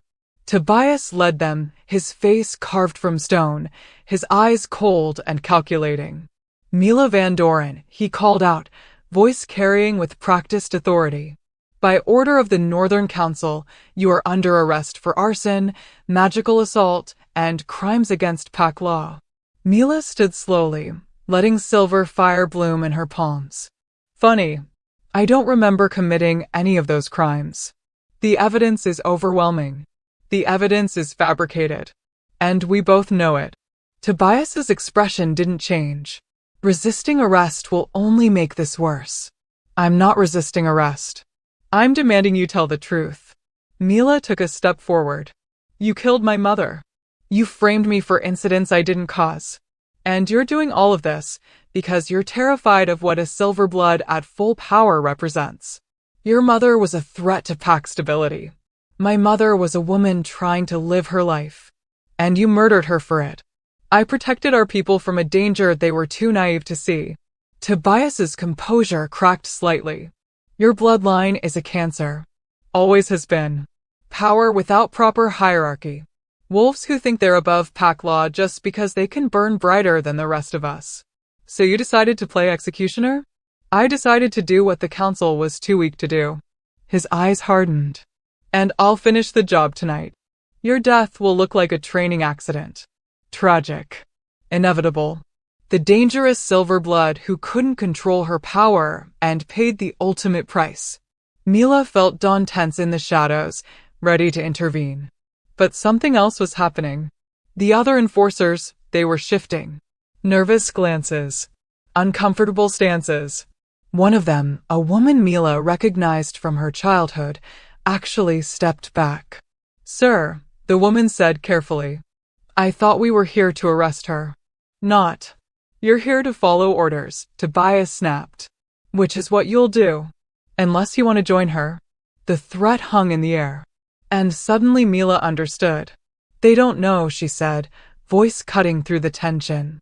You told them I was guilty. Told them this was a legitimate arrest. But they don't know you're planning to kill me. They don't know you murdered my mother. They think they're doing the right thing. She turned to address the other enforcers directly. He's lying to you. All of you. I haven't caused any of the incidents in the Northern Territories. Someone with access to blood magic has been mimicking my abilities to frame me. And the only person with both the motive and the means is standing right in front of you. Don't listen to her, Tobias commanded. She's trying to manipulate. Then prove I'm wrong. Mila's voice was steady, controlled. If I'm guilty, there should be evidence. Real evidence. Not just witness reports of silver light that could describe a dozen different abilities. Where's the forensic proof? Where's the magical signature? Where's anything that definitively ties me to these crimes? Silence. The female enforcer spoke again. Chief Tobias, she has a point. The evidence is all circumstantial, and some of the witness descriptions don't quite match. Are you questioning me? Tobias's voice dropped dangerously low. I'm asking for clarification, sir. Then here's your clarification. In one fluid motion, Tobias drew a knife, silver blade, carved with symbols that made Mila's skin crawl. Blood magic. The silver bloodline ends tonight. Anyone who has a problem with that can step forward now. None of the enforcers moved. But they also didn't prepare to fight alongside him. They just stood there, caught between duty and doubt. Tobias snarled in disgust. Useless. All of you. He raised the knife, power beginning to swirl around him, not his own power, Mila realized. Stolen power. Borrowed from the ritual blade. Silver light, the same silver light witnesses had been reporting, began to emanate from his hands. There, Mila said quietly. That's your proof. He's the one with silver fire. He's the one causing the incidents. The female enforcer's eyes widened. Chief. I said it yes tonight. Tobias lunged. He was fast. Experienced. A warrior who'd spent 30 years perfecting his craft. But Mila had spent 2 weeks training with the best, learning control from her mother's memories, integrating wolf and fire into something new. She met his charge with a wall of silver flame that stopped him cold. Tobias struck at the barrier with his stolen power, trying to break through. The two fires clashed, his chaotic and wild, hers controlled and precise. You can't win, Tobias growled. I've been doing this since before you were born. Exactly. Mila's voice was calm. You've been stealing power, suppressing threats, killing anyone who challenged you for 30 years. And it made you arrogant. She pushed forward, her flames forcing his back. You thought I'd be easy. Thought I'd be scared and weak and grateful just to survive. But you forgot something. What? I'm Seraphine's daughter. Mila dropped the barrier and struck. Not to kill. To disarm. Silver fire wrapped around Tobias's hand, burning away the blood magic, forcing him to drop the knife. He howled in pain and rage, stumbling backward. And that's when Dawn stepped out of the shadows. It's over, Tobias. The chief enforcer spun, eyes wild. Wolfheart. Of course. Manipulating her. Turning her against her own people. He didn't turn me against anyone, Mila interrupted. You did that yourself. When you killed my mother. When you exiled me. When you decided your fear was more important than my right to exist. Tobias looked around wildly at the other enforcers. Are you just going to stand there? This is treason. Rebellion. Everything we've worked to prevent. Is exactly what you've caused, the female enforcer said quietly. She moved to stand beside Mila. I'm not arresting an innocent woman on fabricated charges. Sir. One by one, the other enforcers shifted their positions. Not attacking. Not defending. Just stepping aside. Choosing neutrality over blind obedience. Tobias stood alone in the center of the clearing, power draining from his hands, authority crumbling around him like sand. You have no idea what you've done, he said, voice shaking. The council will never accept this. The northern packs will unite against you. You'll be hunted. Let them hunt, Mila said. I'm done running. Done hiding. Done apologizing for what I am. Silver fire blazed around her, bright and controlled and absolutely hers. And if the council has a problem with that, they can take it up with me directly. They'll execute you. They can try. Mila turned to the female enforcer. What's your name? Annika, ma'am. Don't call me ma'am. And, Annika, I need you to take him back to the council. Tell them everything you saw. Everything he admitted. Let them decide what to do with the chief enforcer who's been fabricating evidence and planning murder. Annika nodded slowly. And you? I'm going to stay here and finish what I started. Learning. Training. Becoming what I'm meant to be. She glanced at Dawn. With help.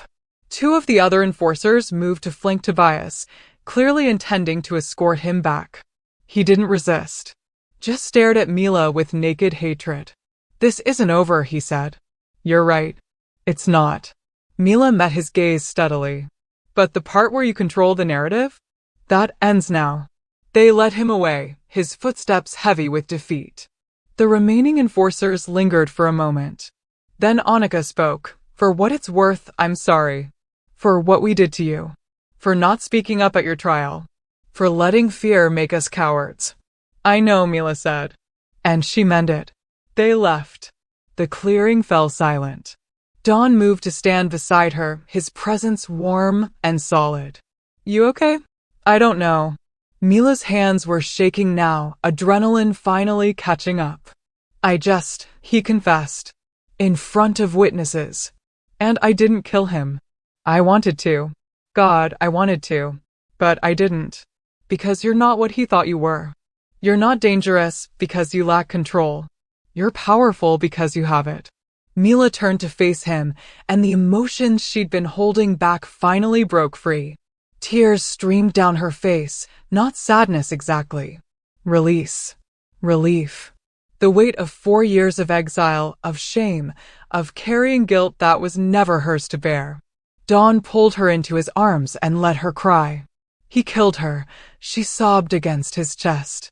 He killed my mother, and I can't even make him pay because if I did, I'd be proving him right. I'd be the monster he always said I was. You're not a monster.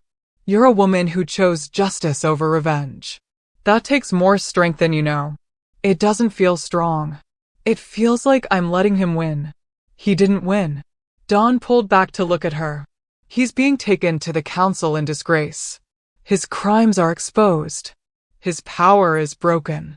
And you're standing here, alive and whole and more powerful than he ever imagined possible. That's not winning. That's complete defeat. Mila wiped her eyes, smearing tears and ash across her cheeks. What happens now? Now the council investigates. They'll find more evidence once they know what to look for. They'll probably want to question you. Will they believe me? After tonight? After their chief enforcer confessed in front of 5 witnesses? Yes, they'll believe you. He tucked a strand of hair behind her ear. But Mila, this doesn't mean everything goes back to normal. You challenge their authority. Expose their failures. Force them to acknowledge that their laws and systems allowed a murderer to operate for 30 years. So I'm still a threat. You're still revolutionary. There's a difference. Mila looked around the clearing. At the altar that held her mother's memories. At the stones that had witnessed 3,000 years of her bloodline's history.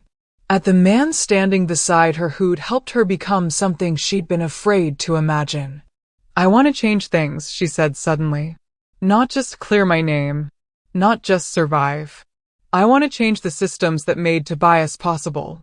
The hierarchies that value control over growth. The laws that punish people for being different. Dawn smiled. That sounds like something a prophesied daughter of 2 worlds might say. You think I can do it? I think you already are. Thunder rumbled overhead. The first drops of rain began to fall, not heavy, just a soft whisper against leaves. Mila tilted her face up to the sky and let the water wash over her. Cleansing. Baptizing. marking the end of one chapter and the beginning of something new. When she looked back at Dawn, her eyes were clear, determined. Then let's get started. The council's response came 3 days later. Not in the form Mila expected. She and Dawn were at the penthouse, reviewing security footage from another incident, this one a warehouse fire on the eastern border, when every screen in the room suddenly went black. Then a face appeared. Elder Matthias Hendrik, head of the Northern Council. White-haired. Ancient. His eyes sharp despite his age. "Miss Van Doren," he said, his voice crackling through the speakers. "You and I need to have a conversation." Dawn moved immediately to Mila's side, his body language protective. But Mila held up a hand. "I'm listening," she said. "Tobias Kruger has confessed to multiple crimes, including the murder of your mother and the fabrication of evidence against you. He will be tried under pack law and sentenced accordingly." A pause. However, Mila's stomach tightened. There it was. The catch. The council has concerns. Not about your innocence, that's been established, but about your intentions. You've been training in secret, growing stronger, and you've allied yourself with someone whose interests don't always align with the Northern Territories. He meant Dawn. Obviously. "I'm not allied," Mila said carefully. "I'm learning. There's a difference." "Is there?" "Because from where we sit, it looks like you're building power, gathering resources, preparing for something. I'm preparing to survive. That's all. We want to believe that." Elder Matthias leaned forward, his face filling the screen. "Which is why we're offering you a choice. Return to the Nordvlak Pack. Accept a position on the council as representative of the Silver Bloodline. Help us rebuild trust between our people and yours." Mila's breath caught. "You're offering me a council seat?" "We're offering you legitimacy. Recognition. A voice in shaping our future." His expression softened slightly. "Your brother has advocated strongly for this. He believes you deserve a chance to come home." For a moment, just a moment, Mila let herself imagine it. Going home. Being welcomed instead of feared. Having a voice. Making changes from within the system. It was everything she'd wanted 4 years ago. But she wasn't the same person anymore. "What's the catch?" she asked. "You submit to a power audit. Let our best seers examine your abilities, document your capabilities, ensure you're not a threat to pack stability." A power audit. Mila's voice went flat. "You want me to let strangers poke around in my head and catalog what I can do so you can decide if I'm acceptable? We want transparency. You want control." Silver fire flickered across Mila's fingertips. "You want to know exactly how powerful I am so you can figure out how to contain me if I ever step out of line." That's exactly what this is." Mila took a step toward the screen. "You're offering me a seat at the table, but only if I prove I'm safe. Only if I let you measure and monitor and manage me like I'm a weapon that needs proper storage." Elder Matthias's expression hardened. "We've just arrested our chief enforcer for murder. Exposed a conspiracy that's shaken our entire power structure. Forgive us for wanting assurances that the woman we're welcoming back isn't planning to burn down everything we've built. And if I refuse?" Silence. Then you remain exiled. And if you cause trouble, any trouble, we'll have no choice but to treat you as a rogue threat." There it was. The ultimatum dressed up as an invitation. Submit or be hunted. Come home on our terms or don't come home at all. Mila looked at Dawn. He said nothing, but his eyes told her everything she needed to know. This was her choice. He'd support her either way. She turned back to the screen. "Thank you for the offer, Elder Matthias. But I decline." The old wolf's eyebrows rose. "You're refusing a council seat?" "I'm refusing to let you audit my power like I'm a suspicious package at customs. I'm refusing to prove I'm safe enough to deserve basic rights. And I'm refusing to come home to a place that will only accept me if I make myself small enough to fit their comfort zone." "Then you're choosing exile." "I'm choosing myself." Mila's voice was steady, clear.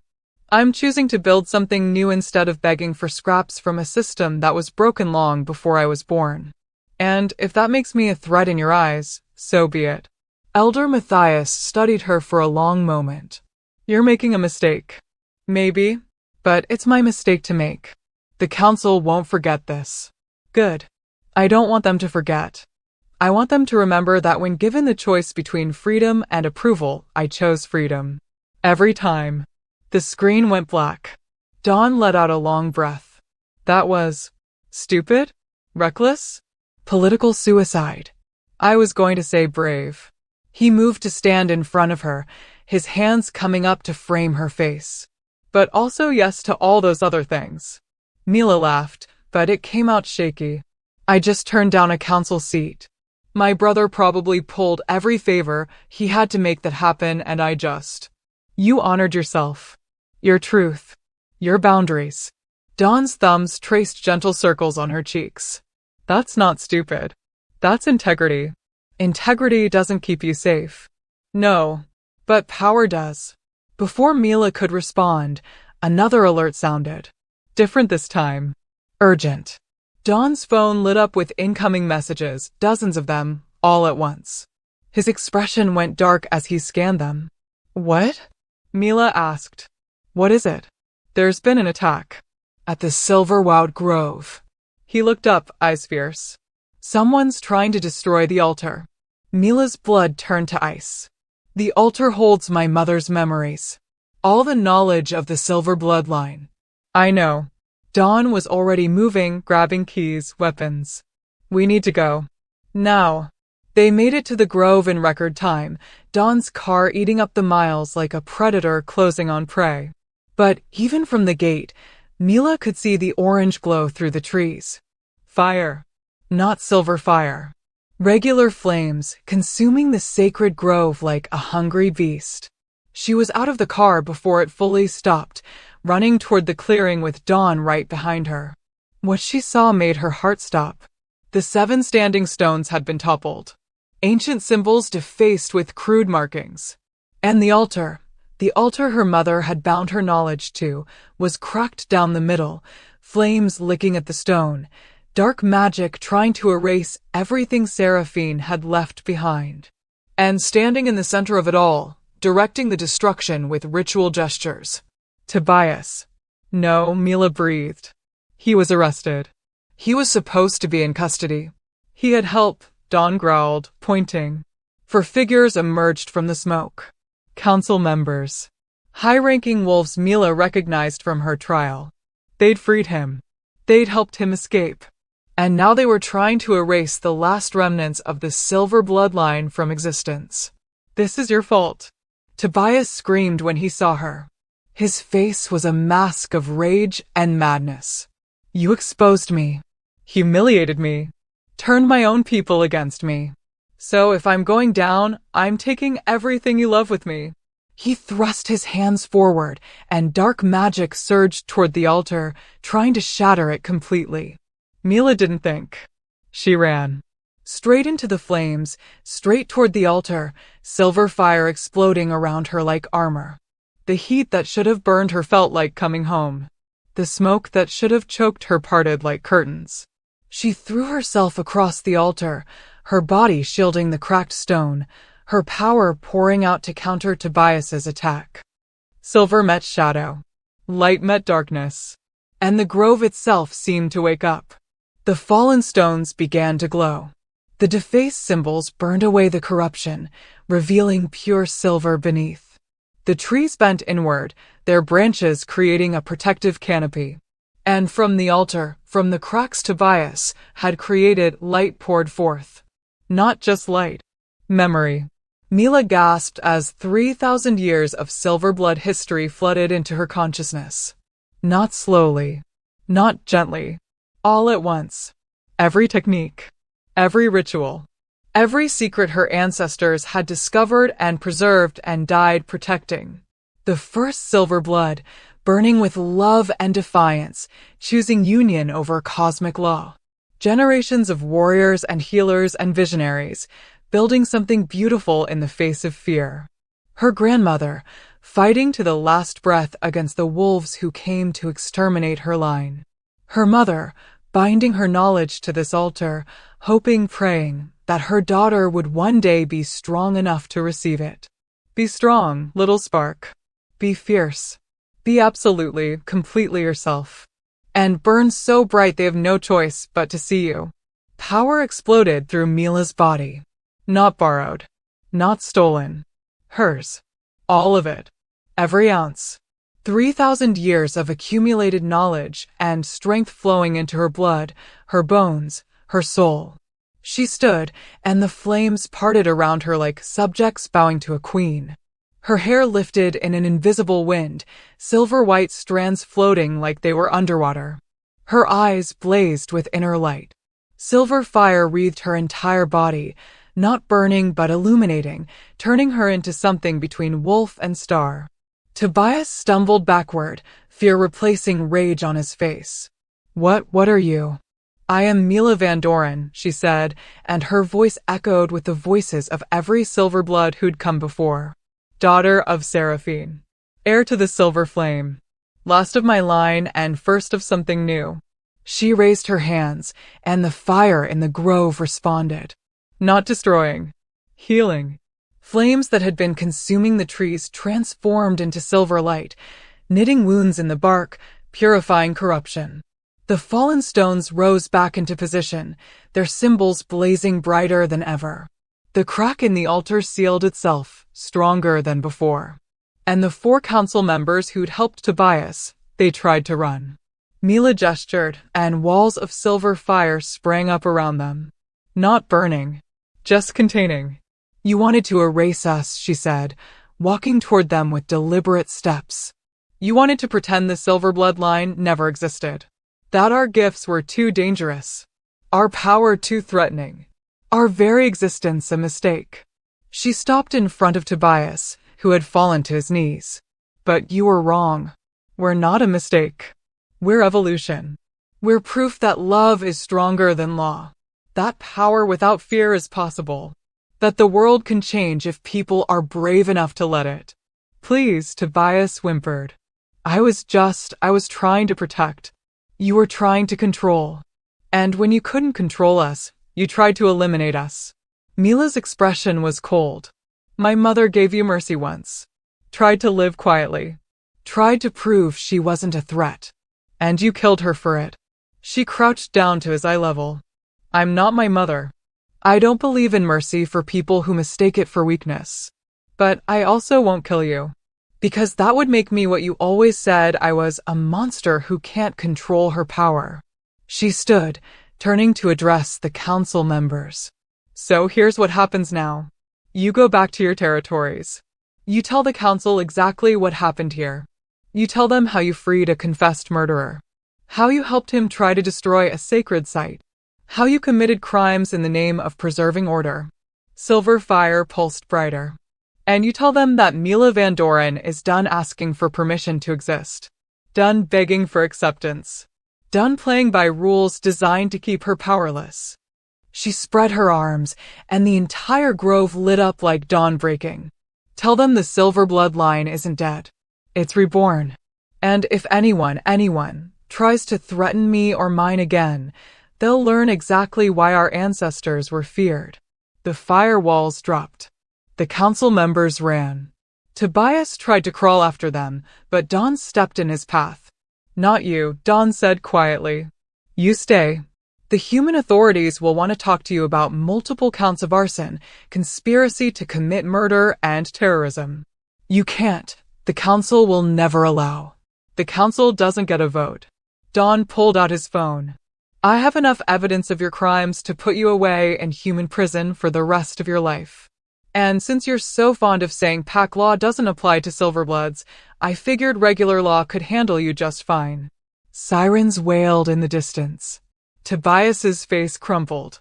This isn't over. The old families will never accept her. They'll unite. They'll come for her with everything they have. Let them come, Mila said. She stood in the center of the sacred grove, power radiating off her invisible waves, looking like exactly what she was, a woman who'd stopped apologizing for her own existence. I am not my mother. I am not afraid. And I am not alone. She glanced at Dawn, who stood beside her like he'd always been meant to be there. So if the old families want a war, they can have one. But they should know I won't be the one who loses. The first police cars pulled up outside the grove. Human authorities, not pack enforcers. They'd have to navigate the complexities of their world's laws, but that was fine. Mila was done expecting pack justice to be just. As they led Tobias away in handcuffs, he looked back at her one last time. You'll regret this, he spat. You'll regret becoming the monster they always feared. Mila smiled. Sad. Knowing. Free. I'm not a monster, Tobias. I'm just a woman who finally stopped being afraid of her own power. And that? That terrifies you more than any fire ever could. Then he was gone, and she was left standing in the sacred grove with Dawn beside her and 3,000 years of ancestral knowledge singing in her blood. The altar pulsed with silver light, whole and healed. The stones hummed their ancient song. And Mila Van Doren, daughter of Seraphine, heir to the silver flame, the woman who'd threatened an alpha boss over a cab and started a revolution, finally understood what her mother's prophecy had meant. She wasn't supposed to choose between uniting the broken lines or burning them to ash. She was supposed to do both. Burn away the corruption, the fear, the systems built on control and hierarchy and suppression. Then build something new from the ashes. Something better. Something that had room for people like her, powerful and different and absolutely unwilling to be small. Ready to go home? Dawn asked softly. Mila looked around the grove one last time. Then at him. Then at the city lights visible through the trees. Actually, she said, I think I'm ready to build one. He smiled, proud and fierce and full of promises they'd figure out together. Then let's get started. 6 months later, the world had changed. Not overnight. Not with some dramatic battle or cosmic reckoning. But slowly. Steadily. Like roots breaking through concrete. Mila stood on the balcony of the penthouse, their penthouse now, hers and Dawn's, watching the sun set over the city.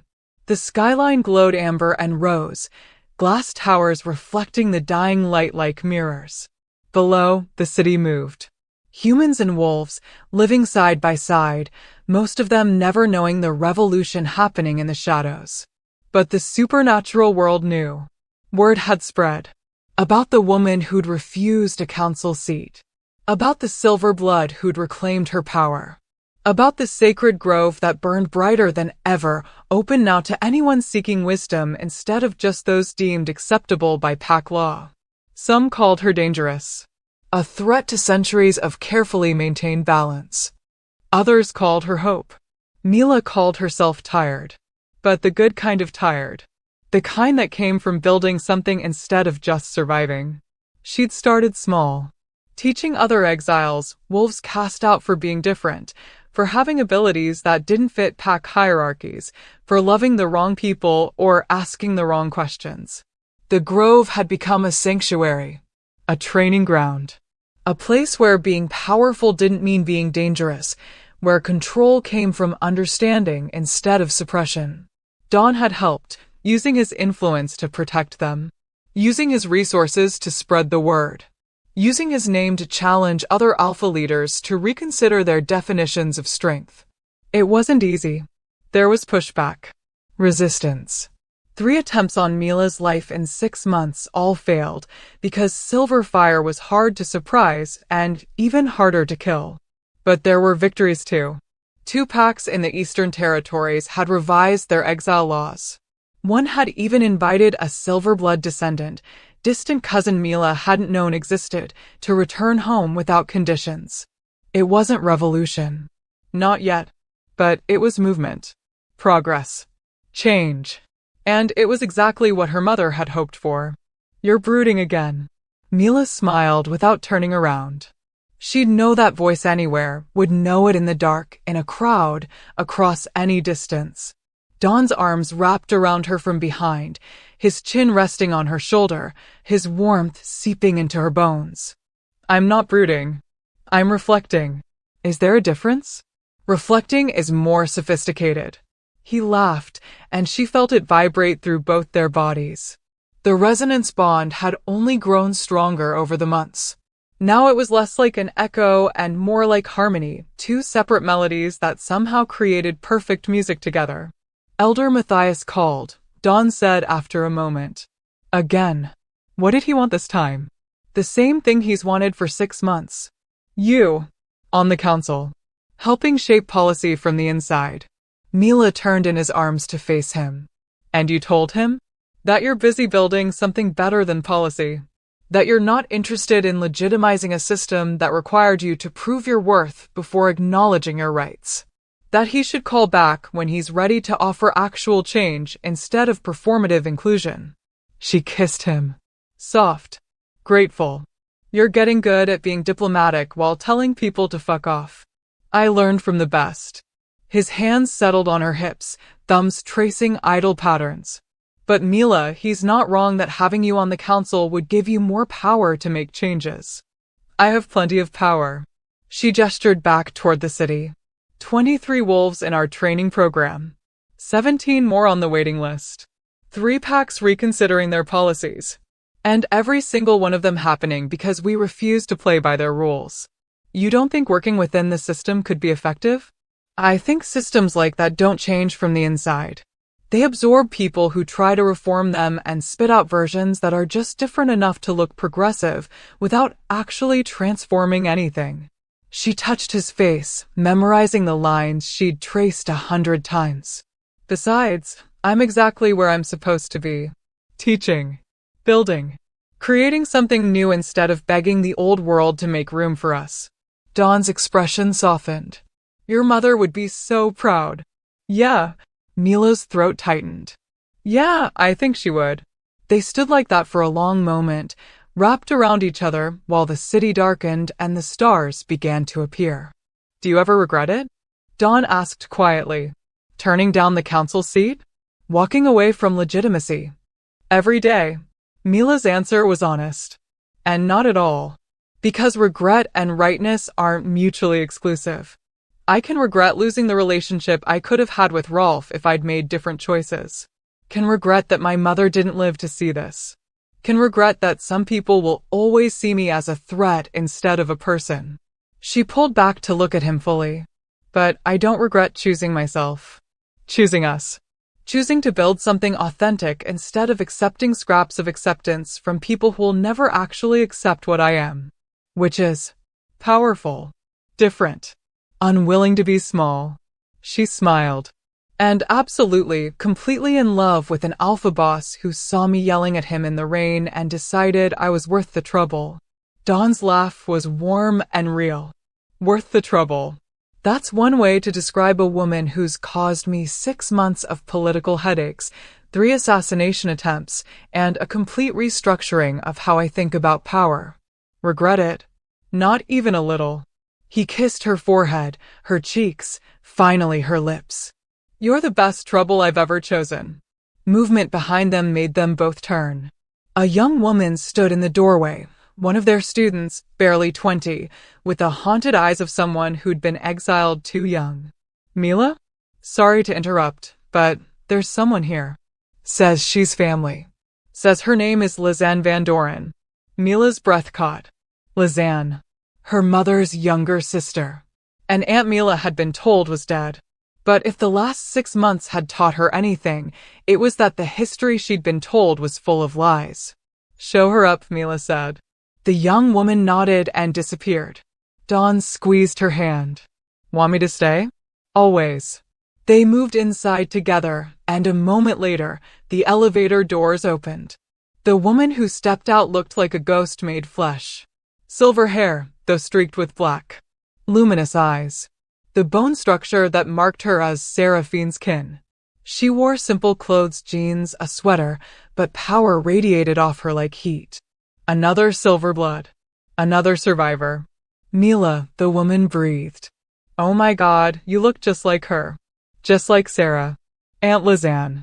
I know this must be a shock. I'm supposed to be dead. The council told everyone I died in the purge 30 years ago. But I survived. Went into hiding. Changed my name. Lived small and quiet and tried to forget what I was. Tears streamed down her face. Then 6 months ago, I heard rumors. A silver blood in the east.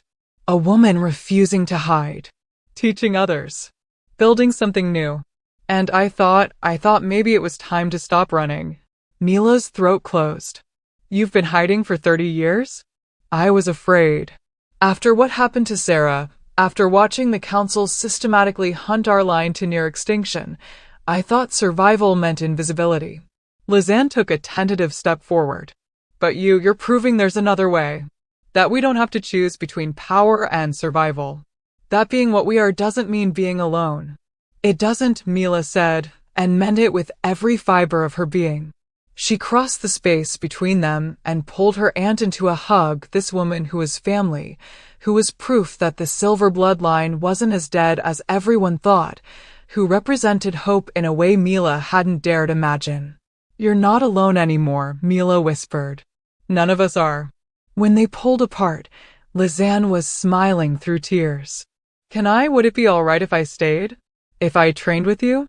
I'm so out of practice, and I don't remember half of what Sarah taught me, but stay as long as you want. Learn. Teach. Help us build this thing into something even bigger. Lizanne nodded, then glanced at Dawn. You must be the alpha boss I've heard so much about. The one who saw past what she was supposed to be and helped her become what she is. I just gave her space to become herself, Dawn said. She did all the hard work. That's not true, Mila interjected. You stood beside me. Believed in me when I didn't believe in myself.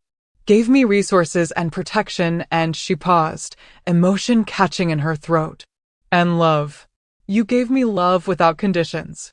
Without asking me to be smaller or quieter or less powerful.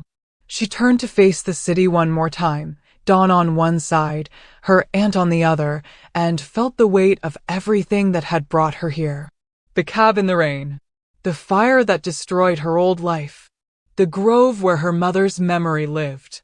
The moment she'd chosen to burn bright instead of hide. All of it leading to this. To standing in a penthouse overlooking a city that was slowly, steadily learning that power didn't have to mean control. That being different didn't have to mean being dangerous. That evolution was possible if people were brave enough to let go of fear. We're building something, Mila said softly. Something that didn't exist before. A place where wolves like us, the ones who don't fit, who burn too bright, who love too fiercely or question too loudly, can exist without apology. Can learn. Can grow. Can become everything we're capable of being. She looked at her reflection in the glass, silver hair, luminous eyes, the ghost of flames dancing beneath her skin. My mother died trying to be small enough to survive. I almost did the same. But then I met a man in a cab who I threatened without fear. And somehow that moment, that one moment of choosing myself over submission, started everything. Mila turned back to face them both. I don't know where this goes. Don't know if we'll succeed in changing the old systems or if we'll just create space for people to exist outside them. Don't know if the packs will eventually accept us or if we'll spend the rest of our lives fighting for the right to exist. Her eyes blazed with silver fire and absolute certainty. But I know I'd rather fight and fail as myself than succeed as whatever small, manageable version of me they'd prefer. I'd rather burn bright and face consequences than dim my light and call it survival. She extended her hand, not to Dawn, not to Lizanne, but toward the city itself. Toward everyone out there still hiding. Still afraid. Still believing they had to choose between power and safety. This is my choice, she said. And I'm making it every single day. To be powerful. To be different. To be absolutely, unapologetically myself, even when the world says it's too dangerous, too much, too threatening to everything they've built. Silver flames danced across her palm, beautiful and controlled and entirely hers. So, here's my question for you. She looked directly forward, as if she could see through the glass, through the city, through everything, to the people listening to this story. Would you have chosen me? Or would you have been one of the ones who looked at my power and saw only threat? Who heard my story and sided with the people who wanted me bound, controlled, managed? The flames grew brighter. Would you have stood in that cab with me, threatening consequences for a man who stole what was mine? Or would you have bowed your head and let him take it because fighting back seemed too dangerous? The city glittered below, full of people making choices every single day. Small choices. Brave choices. Choices between comfort and integrity, between acceptance and authenticity. Would you have chosen the council seat? The legitimacy? The path that looked safe and acceptable? Mila's smile was soft and knowing and full of fire. Or would you have done what I did, looked at a system that required you to prove your worth before acknowledging your humanity, and said, "No, I'm building something better"? The flames in her palm flickered like a heartbeat. Because here's what I've learned. The world will always have reasons why you should be smaller, quieter, more manageable, less threatening to their comfort.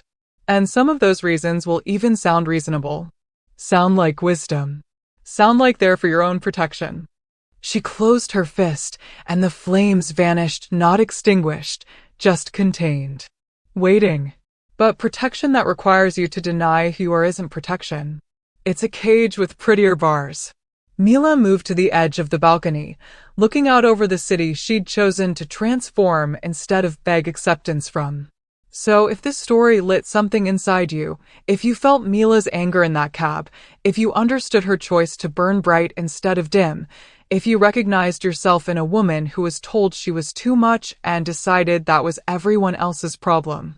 She turned back one final time, and her eyes were luminous, ancient, absolutely certain. Then maybe you understand why I couldn't choose differently.